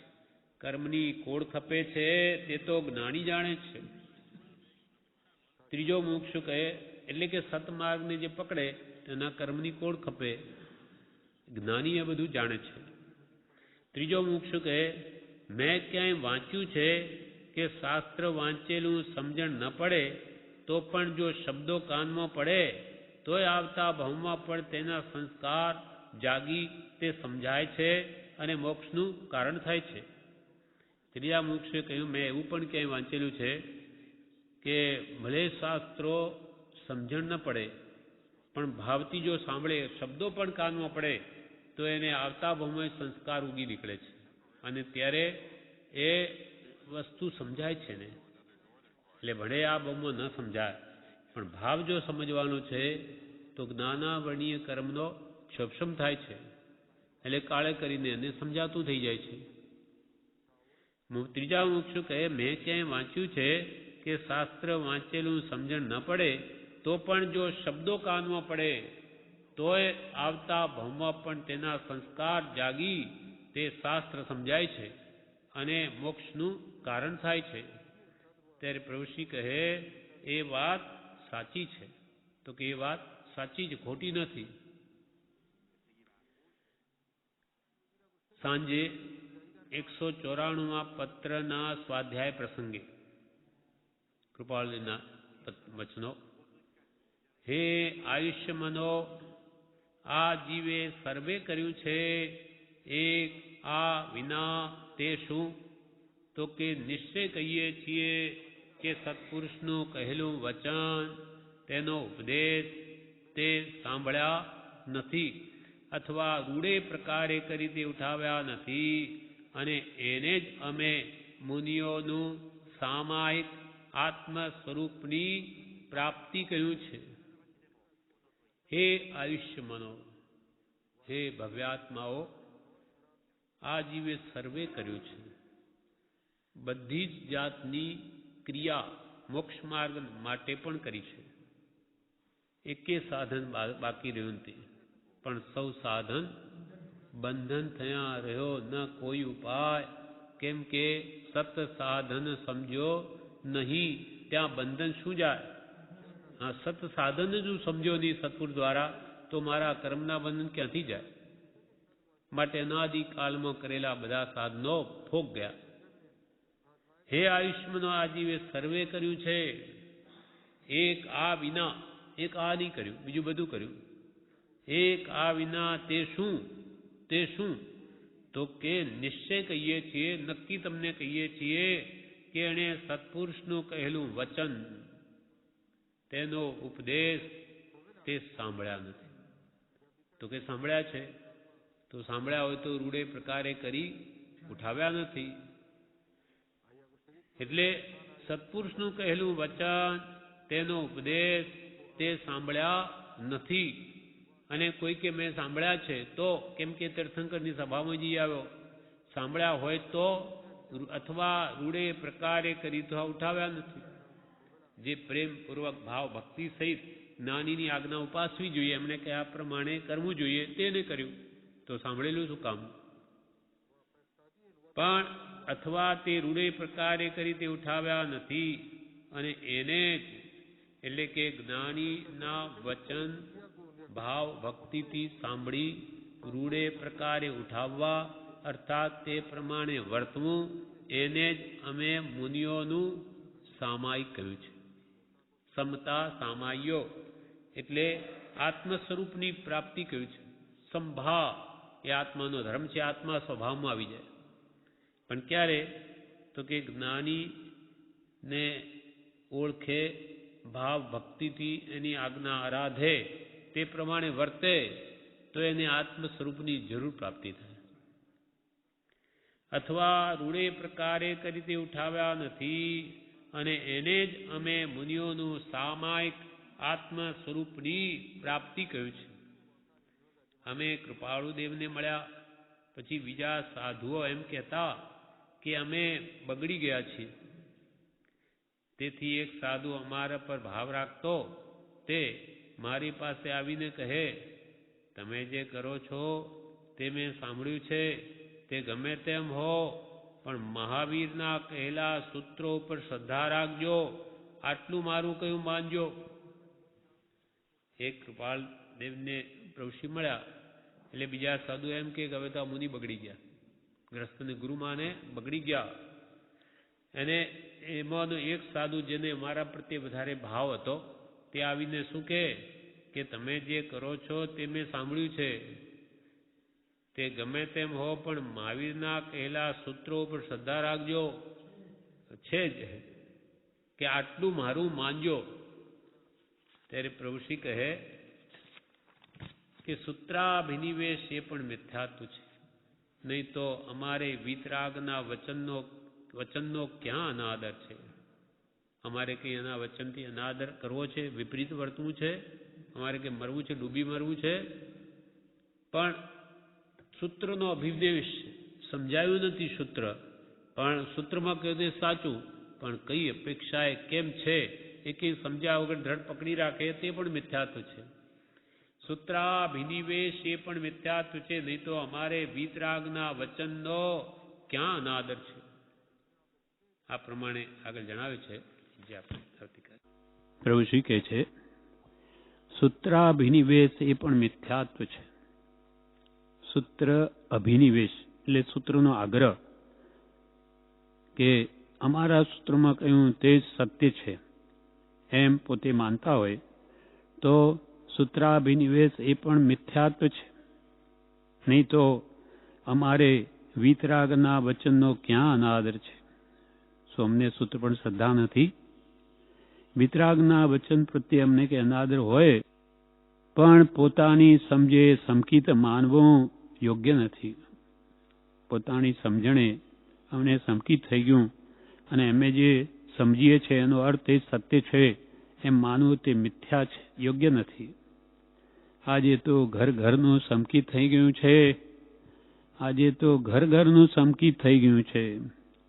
એટલે જે શ્રાવકને જેના પ્રત્યે શ્રદ્ધા હોય તે અમારા ગુરુ, દેવ અમારા અરિયંત, ગુરુ અમે જે માનીએ છીએ તે, અને ધર્મ જે અહિંસા પરમો ધર્મ, એ ત્રણેયની અમને શ્રદ્ધા છે માટે એમને સમકિત છે. એમ આજે તો ઘર ઘરનું સમકિત થઈ ગયું છે. પણ સમકિતનો મહિમા તો ઓર છે. પણ સમ્યક દર્શનનું મહાત્મ્ય તો અદ્ભુત છે. અમે કૃપાલદેવને મળ્યા પહેલા સૂત્રો ભણતા, તે ઉપર પાછા ચર્ચા કરતા, અને જેને વધારે યાદ રહે તથા વધારે વર્ણન કરે તે મોટો ગણાતો. પ્રભુશ્રી કહે છે કે અમે કૃપાલદેવને મળ્યા તે પહેલા અમે પણ સૂત્રો શાસ્ત્રો વાંચતા, તે ઉપર પાછા બધા મુનિઓ ચર્ચા કરતા, અને જેને એ શાસ્ત્ર વધારે યાદ રહે અથવા એ સંબંધી વિશેષ વર્ણન કરી શકે તે મોટો ગણાતો. એ પણ મિથ્યાત્વ છે. કારણ શ્રદ્ધા પરમ દુલ્હા ભગવાને કહી છે. શ્રદ્ધા વગરનું જ્ઞાન ગમે તેટલું ક્ષેપસમ હોય, જો હોય પૂરો ભણેલ નવ, પણ જીવને જાણ્યો નહીં તો સર્વ તે અજ્ઞાન ભાગ્યું શાસ્ત્ર છે, શાસ્ત્રી છે આગમ અહીં. જેમ ગમે એટલી ચર્ચા કરતા આવડતી હોય, ગમે એટલું યાદ રહેતું હોય, પણ સમ્યક દર્શન નથી તો એ મિથ્યાત્વમાં જ ખપે છે. જો હોય પૂર્વ ભણેલ નવ પણ જીવને જાણ્યો નહીં, તો સર્વ તે અજ્ઞાન ભાખ્યું સાક્ષી છે આગમ અહીં. તો સર્વ તે અજ્ઞાન ભાખ્યું સાક્ષી છે આગમ અહીં. સાક્ષી છે આગમ અહીં. આગમમાં કહ્યું, જો નવપણનું જ્ઞાન હોય ને પોતાના સ્વરૂપને નહીં ઓળખે, નહીં જાણે, તો કે જે બધું જ્ઞાન મિથ્યા છે. તેમ કે છે અમે પણ શાસ્ત્રો ભણતા, ચર્ચા કરતા, વધારે યાદ રહે, વધારે વર્ણન કરતે મોટો ગણાતો, એ પણ મિથ્યાત્વ છે. શ્રદ્ધા પરમ દુલ્હા ભગવાને કહી છે. સાચી શ્રદ્ધા સમકિતનું મહાત્મ્ય કોમળસારજી અને મૂળાચાર વંચાય છે તેમાં વર્ણવેલું છે. સાચી શ્રદ્ધા કોને કહેવી, સમ્યક દર્શન કોને કહેવું, એ શ્રદ્ધા અને સમકિતનું મહાત્મ્ય ગોમઠસારજી અને મૂળાચાર ગ્રંથ વંચાય છે તેમાં વર્ણવેલું છે. સમકિત તે જ પુણ્ય છે, અને સમકિતી જે ક્રિયા કરે તે પુણ્ય રૂપ જ પરિણમે છે. ખરેખર સમ્યક દર્શન તે જ પુણ્ય છે, અને સમકિતી જે ક્રિયા કરે તે જ ખરેખર પુણ્ય રૂપે પરિણમે છે. એનું જ ખરેખર તો પુણ્યાનુબંધી પુણ્ય છે. કેમ કે સંમદિઠ્ઠિ ન કરી પાવમ, એટલે એની જે કંઈ પણ ક્રિયા તે પુણ્ય રૂપે અથવા શુદ્ધ ભાવમાં હોય તો છૂટવા રૂપ જ એની ક્રિયા છે. તે વાંચતા કૃપાલદેવથી સાંભળેલા વચનો પ્રમાણે શાસ્ત્રો પણ સાખ પૂરે છે. કોમર્સ સાહેબને મૂલાચાર વાંચીએ છીએ અમે, એમાં પણ એ વાંચતા કૃપાલદેવથી અમે જે વચનો સાંભળેલા તેમાં શાસ્ત્રો સાથ પૂરે છે, તે સમકિતને પોષે છે. એટલે અમારી જે શ્રદ્ધા કૃપાલદેવ કરેલી તે જ ભાવ શાસ્ત્રોમાં આવે છે, એટલે અમારી શ્રદ્ધા દ્રઢ થાય છે. ભરત રાજા અને સૈનિક રાજાના દ્રષ્ટાંતે સમકિતીની હાજરીમાં સંકલેશ પરિણામ હતા, તે પણ પુણ્યરૂપ નીવડેલા છે. ભરત મહારાજા સમ્યક દ્રષ્ટિ મહાત્મા હતા, એટલે ઘરમાં અરીસા ભુવનમાં કેવળદાન પ્રગટાવ્યું અને આટલી બધી યુદ્ધ વગેરે ક્રિયા કરતા છતાં પણ કે છે સંકલેશ પરિણામ સમકિતની હાજરીમાં તે પણ પુણ્યરૂપ નીવડેલા. એમને કરવું પડતું તો કરવાની અંતરની ઈચ્છા નહોતી. તેમ સૈનિક રાજાને પણ ભગવાન મળ્યા પછી પહેલા સંકલેશ પરિણામ થયેલા ત્યારે એમને અંદરગતિનો બંધ પડી ગયો, પણ જ્યારે ભગવાન મળ્યા ત્યારે ઘણો પશ્ચાતાપ થયો, એટલે અંતે એક સમ્યક દર્શન પ્રગટાવ્યું. એટલે તીર્થંકર પ્રકૃતિનો પણ બંધ કરે છે. સમ્યક દર્શનનું મહાત્મ્ય અદ્ભુત છે. સમ્યક દર્શન સમકિતીની ક્રિયાનું પરિણામ કાં તો નિર્જરારૂપ હોય કાં તો પુણ્યના બંધરૂપ હોય. સમ્યક દર્શનની ક્રિયા કાં તો શુદ્ધ ભાવમાં હોય એટલે કર્મોની નિર્જાર થાય, કાં પુણ્ય બંધાય તો એ પુણ્યાનુબંધી પુણ્યના બંધરૂપ જ હોય. પણ પાપ તો સમકિતી કરી શકે જ નહીં. સંમતિથી ન કરી પાવમ, સમ્યક દ્રષ્ટિ જીવ પાપ તો કરી શકે જ નહીં. મિથ્યાત્વ તે જ પાપ છે. ખરેખર પાપ શું? મિથ્યાત્વ. જ્યાં મિથ્યા માન્યતા છે, દેહમાં આત્મબુદ્ધિ છે, પરમાં મારાપણું છે, તે જ ખરેખર પાપ છે. મિથ્યાત્વીના શુભ પરિણામ દેખાતા હોય પણ તેનું શુભ પરિણામ પણ પાપરૂપ છે. મિથ્યાત્વી જીવના શુભ પરિણામ ઉપરથી દેખાતા હોય પણ તે એનો લક્ષ્ય જો અંતરમાં આશય જો સંસાર સુખનો છે તો એની પુણ્યરૂપ ક્રિયા પણ પાપરૂપ જ છે. મિથ્યાત્વીના શુભ પરિણામ દેખાતા હોય પણ તેનું ફળ મોક્ષ માર્ગમાં સહાય કરનાર પુણ્યરૂપ નથી. એ ભલેને શુભ ક્રિયા કરે છે પણ એનો લક્ષ્ય આત્માર્થનો નથી, તો એ મોક્ષ માર્ગમાં એ પુણ્યને કામ ના આવે. તેથી સંસાર પરિભ્રમણ કરાવનારો હોવાથી તેના શુભ પરિણામ પણ પાપ રૂપ જ છે. એટલે પ્રભુ શ્રી કે તેના શુભ પરિણામ દેખાય છતાં પણ કે છે એ સંસાર ભ્રમણ કરાવનાર જ હોવાથી એના શુભ પરિણામ પણ પાપ રૂપ છે. કેમ કે એને લક્ષ્ય ઇન્દ્રિય સુખનો છે, એટલે ઇન્દ્રિય સુખ ભોગવીને પાછો એનું પરિણામ પાછો સંસાર જ આવે. જેમ દેવલોકમાં જાય ત્યાં બધું પુણ્ય ભોગવી લઈ અને અંતે એ કેન્દ્રીમાં જતો રહે. એમ મિથ્યાત્વી સર્વત્ર દુઃખી છે, સમ્યક દ્રષ્ટિ સદા સુખી છે. કોઈ ક્યાંક અને કોઈ ક્યાંક અટક્યા છે પણ ક્યાંય ખડી રહેવા જેવું નથી. કે કોઈ ક્યાં અને કોઈ ક્યાં અટક્યા છે પણ ક્યાંય ખડી રહેવા જેવું નથી. બૈરા, છોકરા, ધન, મિલકત આમાં કે તેમાં કોઈ જગાએ અટક્યા વગર આત્મા જ ઉપાદે ધ્યેય ગણવો. બૈરા એટલે પોતાના સ્ત્રી, પુત્ર, છોકરા, ધન, મિલકત, કોઈ આમાં સ્ત્રીમાં મોહમાં, કોઈ પુત્રના મોહમાં, કોઈ ધનાદિ મિલકતના મોહમાં એમાં અટક્યા છે. પણ કે કોઈ જગ્યા અટક્યા વગર આત્મા જ ઉપાદે, આત્મા જે ગ્રહણ કરવા યોગ્ય છે તેને ધ્યેય ગણવો. એની શ્રદ્ધા આવી એટલે કામ થઈ ગયું. આત્માની શ્રદ્ધા આવી એટલે એનું કામ થઈ ગયું. ગમે તેવા કર્મ દેખા દે પણ તે તો ચૂકવું જ નહીં. ગમે તેવા કર્મને આદિન સંજોગ મળી આવે પણ આત્માની શ્રદ્ધા કદી ભૂલોની. આત્મા જ છે એ ભાવ કદી ભૂલવો નહીં. બાંધેલા છે તે તો આવે. આપણે પૂર્વે શુભ અશુભ બાંધ્યા છે તે તો ઉદયમાં આવે. મહેમાન જમીને ચાલ્યો જાય, એ મહેમાન આવે જમીને ચાલ્યો જાય, પણ સંજોગોને તો સંજોગો ગણવા. પણ જે આપણને સંયોગ મળ્યા છે તેને સંયોગ જ ગણવા. આત્માનો જે સ્વભાવ નથી, માત્ર સંયોગ છે. ધ્યાન કરવા બેસે ત્યાં સંકલ્પો તો આવે કે આપણે ધ્યાન કરવા બેસીએ તો સંકલ્પ વિકલ્પ તો આવે જ્ઞાનીને પણ તેને જુદા જાણવા, આત્માથી મારો સ્વભાવ નથી, તન્મય ન થવું. આપણે પણ ચિત્ત એકાગ્ર કરીને વાંચવા બેસીએ, વિકલ્પો તો આવે, પૂર્વે બાંધેલા છે માટે, પણ એ મારા નથી, હું તો જ્ઞાન દર્શનમય છું, જ્ઞાતા દ્રષ્ટા એમ વિચારી અને તે સંકલ્પોમાં તન્મય ન થવું. બધું ઝેર કરી મૂકવા જેવું છે. કે બધું ઝેર કરી મૂકવા જેવું છે, નહીં તો ભવભા કરાવે તેવી સામગ્રીઓ આવીને પડે. બધું સંસારની બધો વિભાવ, બધી ક્રિયા ઝેરમય છે એમ માની, નહીં તો ભવભા થઈ જાય એવી સામગ્રીઓ આવીને પડે. તેને આત્માનો ધર્મ ન જાણવો, સંસારની ગમે તેવી દેખાતી મોહિનીના કારણો બને તે કર્મ છે. આત્માનો ધર્મ ન જાણવો, ન છૂટકે તેનો સંજોગ થાય તેને વેઠી લેવો.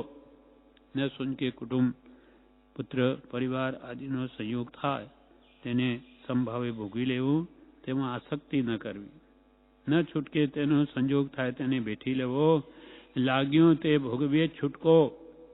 આપણે પૂર્વે બાંધ્યું છે માટે ભોગવીએ છૂટકો, પણ ઇષ્ટ ન ગણવું, એને ઉપાધિ ન ગણવું, તેમાં મોહ ન કરવો, ઇષ્ટ ન ગણવું, તો બંધ નથી, તો એને બંધ નથી.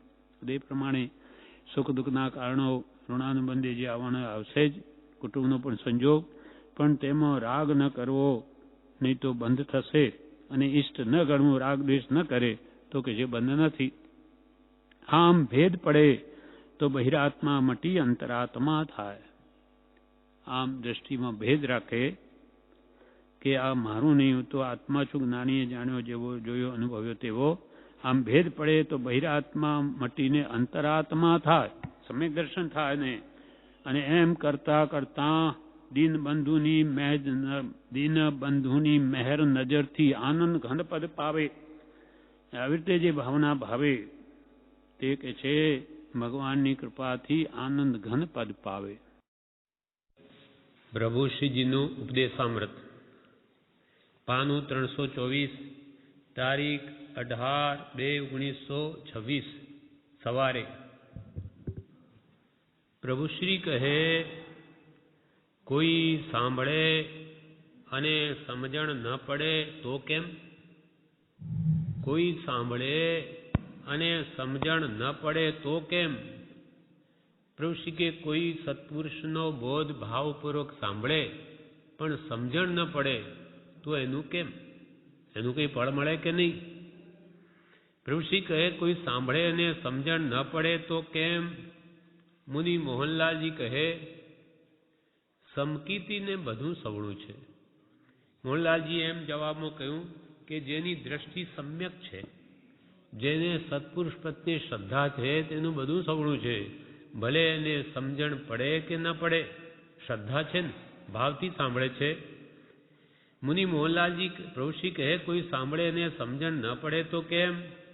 મુનિ મોહનલાલજી કહે, સમકીતીને બધું સવળું છે. ત્યારે પ્રભુશ્રી કહે, સાંભળવાનો ભાવ હોય તેમાં નજર રાખે, પણ પૂર્વ ભવના અંતરાળ કે આવરણને યોગ્ય સંભળાય નહીં તો તે નિષ્ફળ જાય. પ્રભુશ્રી કે સાંભળવાનો ભાવ હોય ખરો, સત્પુરુષનો બોધ, એના વચનો સાંભળવાનો ભાવ હોય તેમાં નજર રાખે, એટલે કે સ્થિરતાપૂર્વક સાંભળે. જેમ કૃપાળુદેવ એ મૂળ માર્ગમાં કહ્યું, કેવી રીતે સાંભળવું? હા, મૂળ માર્ગ સાંભળો જીનનો રે, કરી વૃત્તિ અખંડ સન્મુખ. મૂળ માર્ગ સાંભળો જીનનો રે. જીનેશ્વર ભગવંતે જે મૂળ માર્ગ કહ્યો, પણ તમે સાંભળો કેવી રીતે? કરી વૃત્તિ અખંડ સન્મુખ, જગતને ભૂલી બધા વિકલ્પો મૂકી દઈ અને ભગવંતનો કહેલો ઉપદેશ સ્થિરતાપૂર્વક સાંભળો. કેમ કે મન જો બીજા વિકલ્પોમાં હોય તો જ્ઞાનીઓનું શું કહેવું છે કંઈ ઉતરે નહીં, અંદર સમજાય પણ નહીં. જેમ કે આપણે ભક્તિમાં બેઠા હોઈએ પણ આપણું મન ઘરમાં, મકાનમાં કે દુકાનમાં કે બીજા વિકલ્પોમાં હોય તો શું ચાલી રહ્યું કંઈ ખબર ન પડે. એમ કરી વૃત્તિ અખંડ સન્મુખ કરીને સાંભળો તો પ્રભુશ્રી કે કોઈને એવો સાંભળવાનો ભાવ હોય અને નજર રાખે, એટલે કે સ્થિરતાપૂર્વક સાંભળે, પણ પૂર્વભવના અંતરાળ કે આવરણને યોગ્ય સંભળાય નહીં તો તે નિષ્ફળ જાય. સંભળાય નહીં એટલે કે એને ભાવ સમજાય નહીં તો શું એનું સાંભળેલું બધું નિષ્ફળ જાય? આ પછી દ્રષ્ટાંત આપે છે પ્રભુશ્રી એક ડોસીમાનું. આ માણેક ડોસીમાં રોજ આવે છે, તેમને સમજાય કશું નહીં. સવારના 3 વાગે પ્રભુશ્રીજી આગળ ગોમટ સાર વંચાય. હવે એક તો કર્મ ગ્રંથ આપણે જેવાને સમજવો અઘરો પડે ત્યારે એકવાર મુમુક્ષુ ભાઈએ પણ પૂછ્યું કે પ્રભુ આ ડોસીમાં શું સમજતા હશે? આપણની આ કર્મની પ્રકૃતિઓ જે ગૂઢ રીતે એમાં ગણતરી આપી છે ગોમટસાર કર્મકાંડમાં, આપણે સમજવો અઘરો પડે તો એ માજી શું સમજે આમાં? ત્યારે પ્રભુશ્રી કે પ્રભુ સમજવાનો ભાવ છે ને, આત્મા છે એને જાણવું છે, અથવા એને એવો ભાવ છે કે આ કંઈ મહાન વસ્તુ છે, આ મોટા પુરુષ છે, કંઈ મોટી વાત વાંચે છે, બહુ સારી વાત વાંચે છે, એવો જે અંતરમાં રહેલો ભાવ, તેથી એમને લાભ થાય છે. એટલે બાળક હોય મૂર્છાગત સ્થિતિમાં હોય તોય પ્રભુશ્રી કે પ્રભુ આત્મા છે ને, એટલે એના પર આપણે મંત્ર બોલીએ કે એ પણ આત્માના પ્રદેશો પર અસર થાય છે. નહીં તો એ ક્યાં સાંભળે? એ તો મૂર્છાગત સ્થિતિમાં. પણ પ્રભુશ્રી કે આત્મા તો છે ને, આત્મા કંઈ મૂર્છિત થયો નથી, આત્મા ઊંઘતો નથી, એ તો ઊંઘમાંય જાગૃત હોય છે. જેમ કે આપણે સૂઈ ગયા હોઈએ પણ રાત્રે સવારમાં જાગીએ ત્યારે આપણને લાગે કે આજે બહુ સારી ઊંઘ આવી. કોણે જાણ્યું? પોતે સૂતો હતો પણ આત્મા જાગે છે. અથવા સપનું આવ્યું ત્યારે સવારમાં કહે કે આજે મને સપનું આવ્યું. તને ક્યાં સપનું? તું તો સૂતો હતો. આત્મા સૂતો નથી. કર્મને લઈને એના પર આવરણ આવે છે, આત્મા હંમેશા જાગ્રત છે. તેમ પૂર્વભવના અંતરાય, કોઈ અંતરાય કર્મ બાંધ્યું હોય તો જ્ઞાનાવરણીય કર્મનો ક્ષોક્ષમ ન હોય તો એને એ વાત ન પણ સમજાય, પણ સમજવાનો ભાવ તેથી કામ થાય છે. કેમ કે આખા જૈન ધર્મનો આધાર ભાવ ઉપર છે.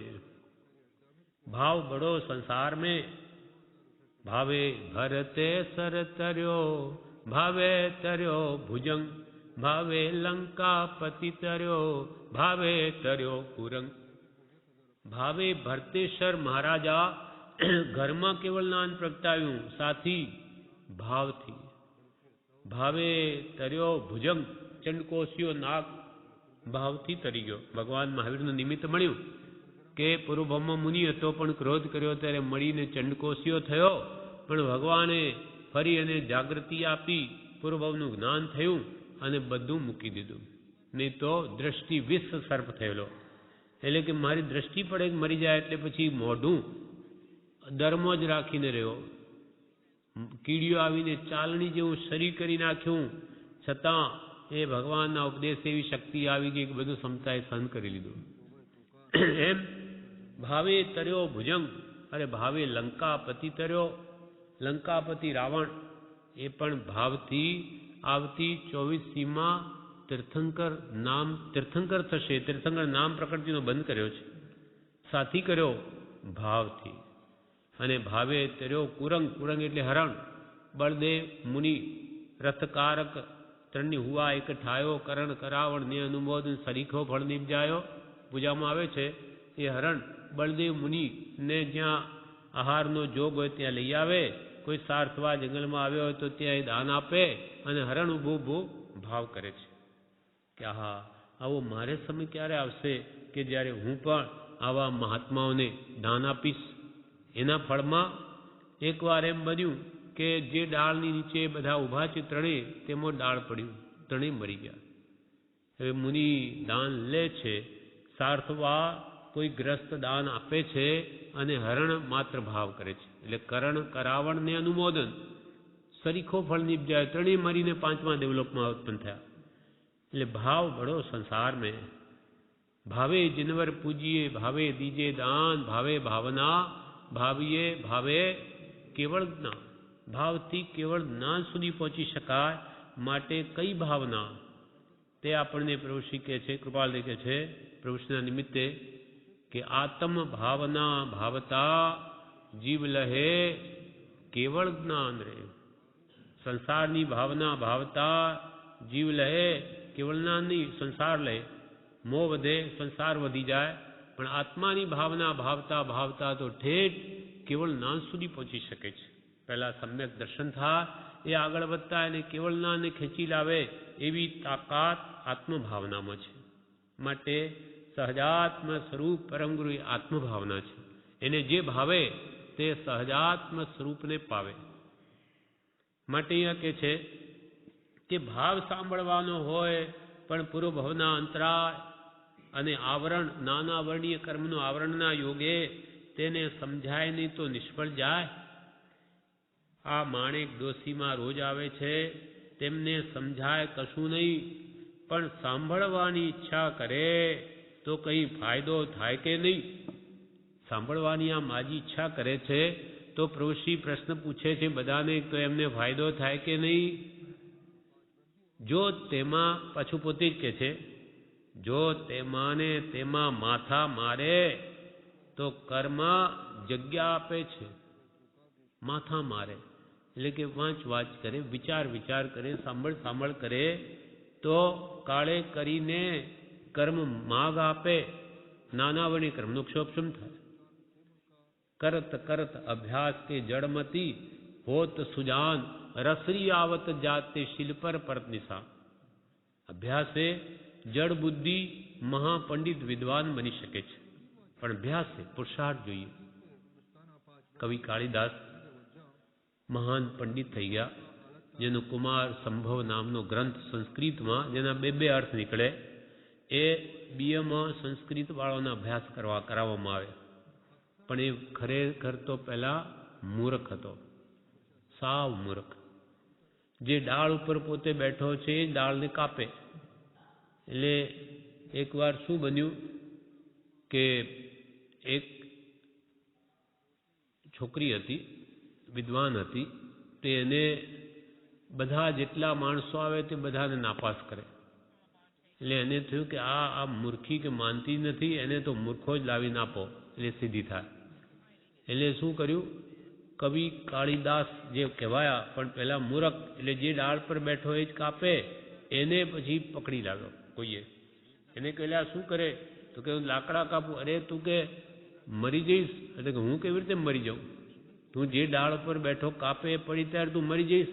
તો કે અરે તમે જ ભગવાન છો, કે તમે કેવી રીતે જાણ્યું મરી જઈશ? એટલે કે આ મૂર્ખ સર એને પછી લઈ આવે છે અને એ કુમારીને બતાવે ત્યારે એ પરીક્ષા કરે છે એની. એટલે એ હાથ આમ બતાવે, કેમ કે પોતે વિદ્વાન છે એટલે 5 ઇન્દ્રિયો. તે પેલો શું સમજે મૂર્ખ, કે મને એમ કહે છે કે થપ્પડ મારીશ, તે પેલો કહે કે હું મુક્કો મારીશ. તું શું સમજે? પણ પેલી બાઈ સમજી ગઈ કે આ એમ કહેવા માંગે છે, પેલો કે 5 ઇન્દ્રિયો, ત્યારે એ એમ કહે છે કે એને વશ રાખવી, સંયમ કરવો અને વશ રાખવી, એમ કે છે. બરોબર કે છે. પછી એકવાર એને પૂછ્યું કે આ જગતમાં તત્વ કેટલું, 1 કે 2?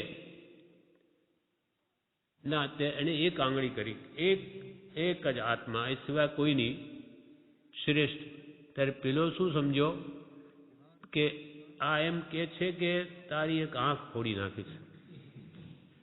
પેલો મૂર્ખનો સરદાર છે એટલે એમ કે તું એક નહીં, તારી હું 2 ફોડી નાખી છે. પેલી સમજી ગઈ કે હો એ કેટલો હોશિયાર છે. એ એમ કે છે કે જગતમાં એક જ તત્વ નહીં, 2 તત્વ છે, જડ ને ચેતન. જડ ચેતનાત્મક વિશ્વ છે. એટલે આ બરોબર વિદ્વાન છે, સમજદાર છે. એટલે કેટલો શાંત છે, મૌન છે. એટલે એની સાથે લગ્ન થાય છે. પછી એને ખબર પડે કે અરે આ તો મૂર્ખોનો સરદાર છે. પછી કે જા, નીકળી જા. એક કાળિદાસ પછી વિદ્યા ભણવા જાય છે અને ભણી અને જડ બુદ્ધિ એવો કાળિદાસ મહાન પંડિત બની જાય છે. ત્યારે પાછો ઘરે આવે છે, અપનાવે છે.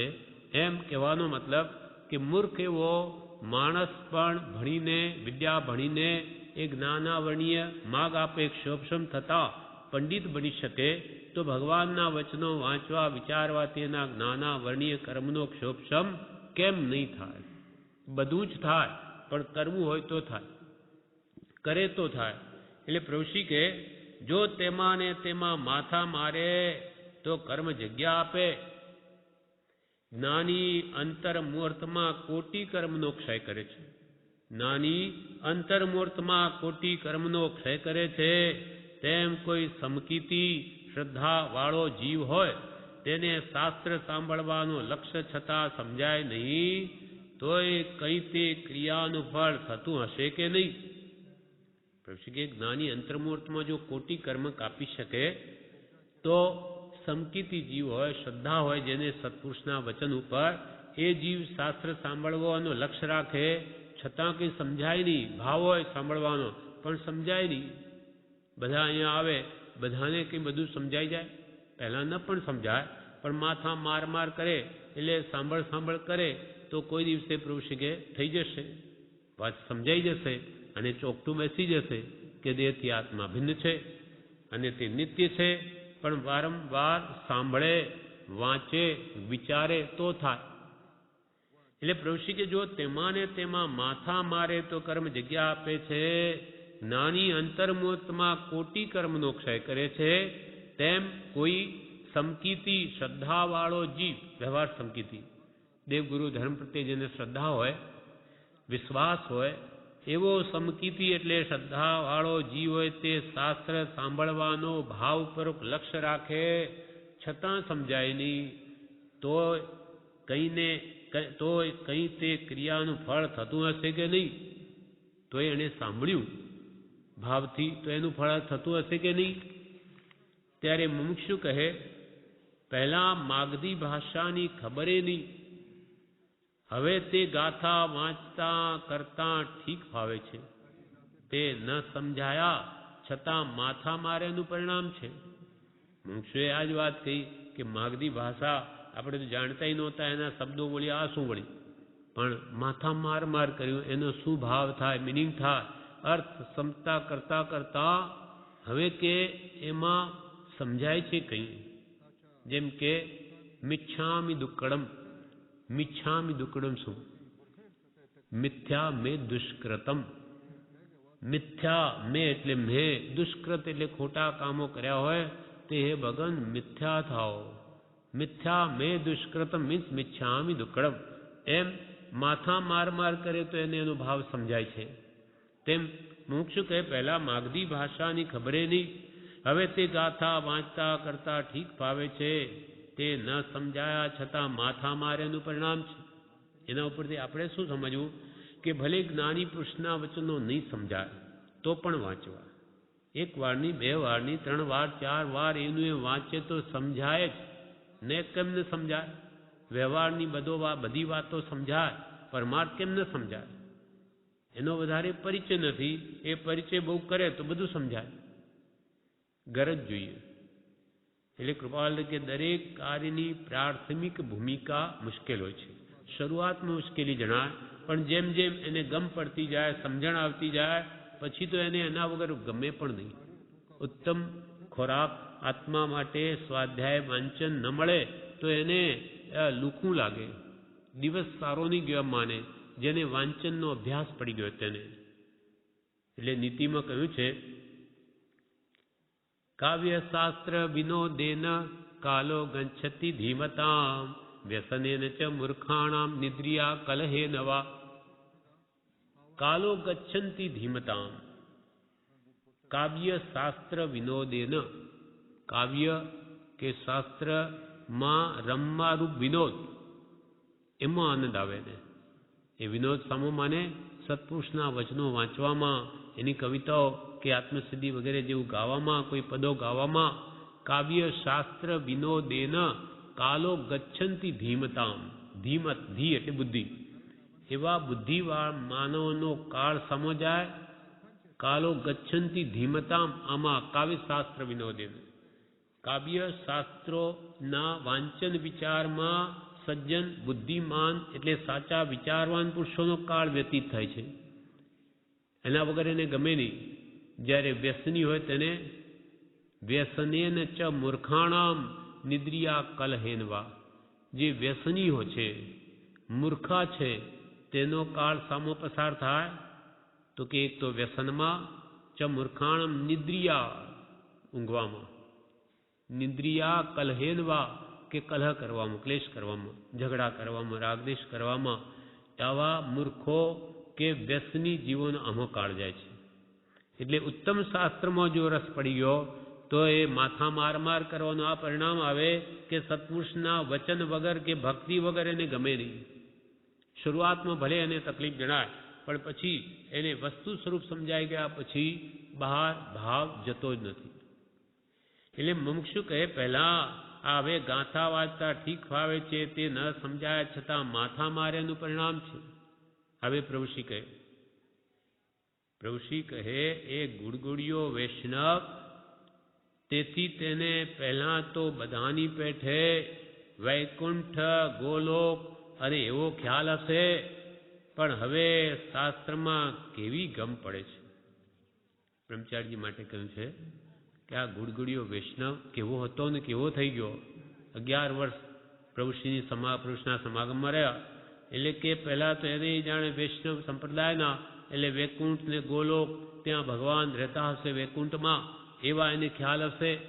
પણ હવે જીન આગમ વાંચતા સમજતા હવે કે એને કેવી ગમ પડે છે કે જે બીજાને પણ ખુલાસો પ્રશ્ન ના કરી શકે, પ્રભુશ્રીના ત્યાં પોતે વાંચે બધા શાસ્ત્રો અને ક્યાંય ન સમજાય તો એનું સમાધાન પણ કરી શકે, એટલું બધું અભ્યાસે સમજ પડી ગઈ. એટલે પ્રભુશ્રી કે ગુડગુડિયો વૈષ્ણવ, તેથી તેને પહેલા તો બધાની પેઠે વૈકુંઠ, ગોલોક અને એવો ખ્યાલ હશે, પણ હવે શાસ્ત્રમાં કેવી ગમ પડે છે. આ કેવો હતો, બીજા મોક્ષો પણ આ કેવો હતો, પણ વાંચીને માહિત થયો તો જાણ્યું ને. બીજા પણ અમુક બ્રહ્મચારીઓ સક્ષમ વાળા હતા તો કે આ પણ પહેલા કેવો હતો, પણ હવે વાંચીને એ પણ માહિતગાર થયો કે નહીં. આ કેવો હતો પણ વાંચીને માહિત થયો તો જાણ્યું ને. એમ શું થાય છે તે આપણને શું ખબર પડે. પ્રભુશ્રી કહે છે એમ જે જો ઈચ્છો પરમાર્થ તો કરો સત્ય પુરુષાર્થ, ભવસ્થિતિ આદિ નામ લે છેદો નહીં આત્માર્થ. જે સત્ય પુરુષાર્થ કરે તેનું ફળ આવે છે. એટલે અહીંયા કે છે આવી રીતે શું થાય છે શું ખબર પડે. મોડા આવેલા કામ કાઢી જાય પુરુષાર્થ કરે તો, અને પહેલાના રહી જાય. એટલે પ્રભુશ્રી કે એમ શું થાય છે તે આપણને શું ખબર પડે. પણ જ્ઞાની જાણી રહ્યા છે, પણ જ્ઞાની જાણી રહ્યા છે કઈ અજબ વાત છે. ભાવપૂર્વક સત્પુરુષના વચન સાંભળવા એ કોઈ પ્રભુશ્રી અજબ વાત છે, એનું અજબ ગજબ ફળ છે. અહીંયા પ્રભુશ્રી પ્રભુ અહીંયા એક સત્પુરુષના વચન સાંભળતા કર્મોની કોડ ખપે છે અને 10,000 વર્ષ નરકનું આયુષ તૂટે છે, દેવનું આયુષ બંધાય. અહીંયા કરોડોની કમાણી છે એમ પ્રભુશ્રી કહે. પણ પ્રભુ 1,00,000 2 લાખ હોય તો દેખાય, પણ અહીંયા તો રોજે કરોડોનું કોડ ખપે છે કર્મોની, 1 કરોડો કરતાં આગળ જાય. એટલે આટલી કમાણી માણસ એક દિવસમાં નહીં કરી શકે તેટલી અહીંયા થાય છે. સાની સત્સંગનો પ્રભાવ છે, સત્પુરુષની આજ્ઞા અહીંયા વર્તે છે. જે કંઈ આ ક્રમ છે પ્રભુશ્રીની આજ્ઞાથી છે, એટલે એની આજ્ઞામાં યથાશક્તિ જે ભાગ લે એનું જીવન સફળ છે. શ્રદ્ધા દ્રઢ થાય છે સતની, અને અસતની માન્યતાઓ તૂટતી જાય છે. એટલે પ્રભુશ્રી કહે આ તો કોઈ અજબ ગજબ વાત છે. હવે એના ઉપર એક દ્રષ્ટાંત આપે છે. ધના શ્રાવકનો જીવ કેવો હતો. ધના ભદ્ર, જે શાલી ભદ્રના બનેવી થાય. એ આગલા ભાવમાં કોણ હતા. ભરવાડ, ગાયો ચરાવતા. તેનું દ્રષ્ટાંત કે છે કેવી રીતે ધના ભદ્ર શેઠ બની ગયા. તે કે ધના શ્રાવકનો જીવ કેવો હતો. ઢોરા ચારે તેવો. આ એનું પૂર્વ. ઢોરા ચારે ગાર્ડલિયા જેવો, ભરવાડ જેવો. ઢોરા ચારે તેવો. તેને મુનિનો યોગ થયો, ત્યાં બોધ સાંભળ્યો. જંગલમાં ઢોરા ચરાવતા ગયેલા, ત્યાં જ્ઞાની ભગવાન જંગલમાં ઉપદેશ આપતા હતા. તે એણે પણ સાંભળ્યો. બીજા અમુક મુમુક્ષુ ભાઈઓ પણ હતા. તે કે છે એને સાંભળતા એને ભાવ થયો કે ઓહો, આ મહાત્મા કેવી સરસ વાત કરે છે, આ જ કરવા જેવું છે. એને એવી શ્રદ્ધા બેસી ગઈ, એવો ભાવ થઈ ગયો કે આ મુનિ મહાત્મા જે કહે છે આ સંસાર ત્યાગવા જેવો જ છે અને આત્મચિંતન કે આત્મ આરાધના જ કરવા જેવી છે. એને હું બેસી ગયું. એટલે એ જ વિચાર કરતો કરતો ઘર તરફ આવે છે. એને ગમી ગઈ જ્ઞાનીની વાણી. એટલે ક્ષણમપી સજ્જન સંગતિ રેકા ભવતી ભવાર્ણવ તરણે નૌકા. આ પહેલો જ પત્ર સૌભાગભાઈ ઉપર લખેલો. તેમાં કૃપાલદેવે લખ્યું કે ક્ષણ માત્ર પણ સત્પુરુષોનો સમાગમ એ સંસાર સમુદ્રથી તરવા માટે નૌકા સમાન છે. નાવ ભરી જાય છે એક જ વારનો સમાગમ. તેમાં ધના ભદ્રના પૂર્વ ભૌતિક જ્ઞાનીનો સમાગમ થયો, બધું ફરી ગયું. ધના શ્રાવકનો જી કેવો હતો, ઢોરા ચારે તેવો. તેને મુનિનો યોગ થયો, ત્યાં બોધ સાંભળ્યો અને સમજાય ન સમજાય પણ મારે તેમણે કહ્યું તેમ જ કરવું છે. એટલું બેસી ગયું.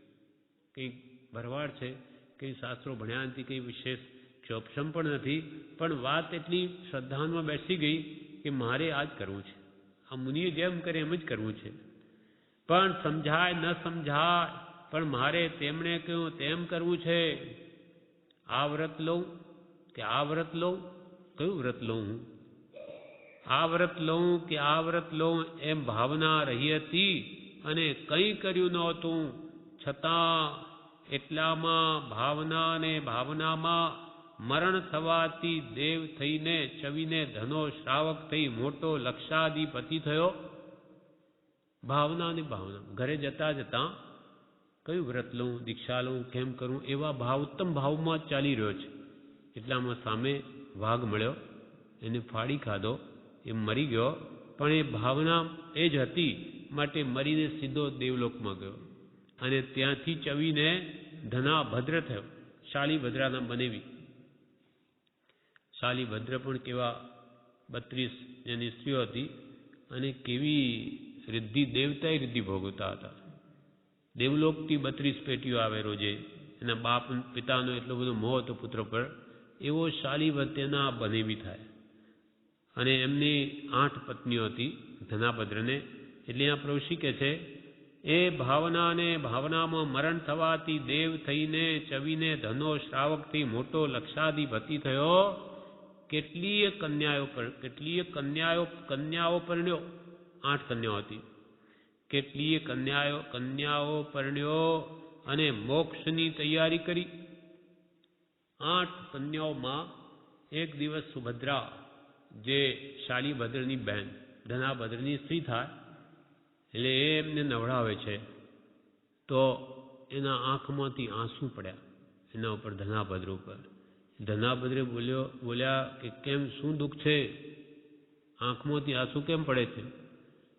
તો કે મારા ભાઈ શાલીભદ્ર એ તો એમને એવો નિશ્ચય કરી લીધો છે કે 32 દિવસે મારે આ સંસારનો ત્યાગ કરવો. રોજ એક પત્નીને ત્યાગે છે સમજાવીને. 32 દિવસે સંસાર છોડીને ચાલ્યા જવાના છે. ત્યારે ધનાભદ્ર શું કહે? કાયર છે કે એમ બોલી ગયા. તે સુભદ્રા કહે તો કરી જુઓ. કાયર છે, તમે મારા ભાઈને કાયર કહો, જે 32 દિવસે એટલો બધો મહાન ત્યાગ કરે છે, સંસાર ત્યાગીને જાય છે, તમે એને કાયર કહો છો, કરી જુઓ. ત્યારે ધનાભદ્ર તરત જ ઊભા થયા ને કે 8 ને આજથી જ ત્યાગી. 8 દિવસનો સમય નહીં. 8 કે શા માટે કાયર છે? તો કે 32 દિવસનો વિશ્વાસ રાખે છે, 32 જીવવાનો છે નક્કી, એને ખબર છે, માટે કાયર છે. ત્યારે સુભદ્રા કહે કરી જુઓ. તમે બોલી ઉઠ્યા કરી જુઓ. તો કે લે હમણાં જ 8 મૂકી દીધી. તરત ઊભા થયા, જવા માંડ્યા. ત્યારે સુભદ્રા કે એવું મેં તો મસ્કરી કરેલી, એવું કરવામાં બીજી પણ આવી, આ શું કરો છો તમે, આમ કંઈ થઈ જાય, આ તો ગાંડી છે, આમ કહી દે. એ વાત ગઈ. ધનાભદ્ર કે એ વાત ગઈ. હવે તો નિશ્ચય થઈ ગયો, હવે સંસાર ત્યાગવાનો જ છે. એટલે પૂર્વના કેવી એક ભાવનાનું કેવું પરિણામ આવી ગયું કે અહીંયા પણ ઉત્તમ ભાવના થતાં આવી ઘરમાં રિદ્ધિ છે, બધું સુખ છે, ભૌતિક બધું ઠોકર મારીને ચાલ્યા જાય છે. શાળીભદ્રને જઈને કહે છે કે આ 32 દિવસનો વિશ્વાસ કરો છો તમે, ખબર છે તમને? ચાલો હમણાં જ ભગવાન મહાવીર પાસે. એવું એમને પણ બળ આપ્યું. તો આ એક સત્સંગનું કેવું પરિણામ આવ્યું. એટલે પૂર્વ ભાવમાં ધનાભદ્રના જીવ આ વ્રત લઉં કે આ વ્રત લઉં એવી ભાવના રહી હતી અને કંઈ કર્યું નહોતું છતાં એટલા ભાવનામાં ને ભાવનામાં મરણ થવાથી દેવ થઈને ચવીને ધનો શ્રાવક થઈ મોટો લક્ષાધિપતિ થયો, કેટલીય કન્યાઓ પરણ્યો અને મોક્ષની તૈયારી કરી. નાનીની આજ્ઞાએ શ્રુત જ્ઞાન સાંભળતા પરોક્ષ જ્ઞાન થાય છે અને દીન બંધુની કૃપા નજરથી પછી પ્રત્યક્ષ જ્ઞાન થાય છે. પૂતગલ અને જીવ જુદા જણાય છે. પુરુષ કે જ્ઞાની પુરુષની આજ્ઞાએ શ્રુત સાંભળે તો એને પરોક્ષ જ્ઞાન થાય, દેહથી ભિન્નપણાનું. અને કાલાંતરે ભગવાન કૃપાળુદેવની આપણા માટે કૃપા નજર થવાથી પ્રત્યક્ષ જ્ઞાન થાય છે. બે ફટ આત્મા અને દેહ ભિન્ન જણાય છે. એટલે કે પૂતગલ અને જીવ જુદા જણાય છે. આ પ્રમાણે આ તારીખનો બોધ પૂરો થયો. વિશેષ આપણે આવતીકાલે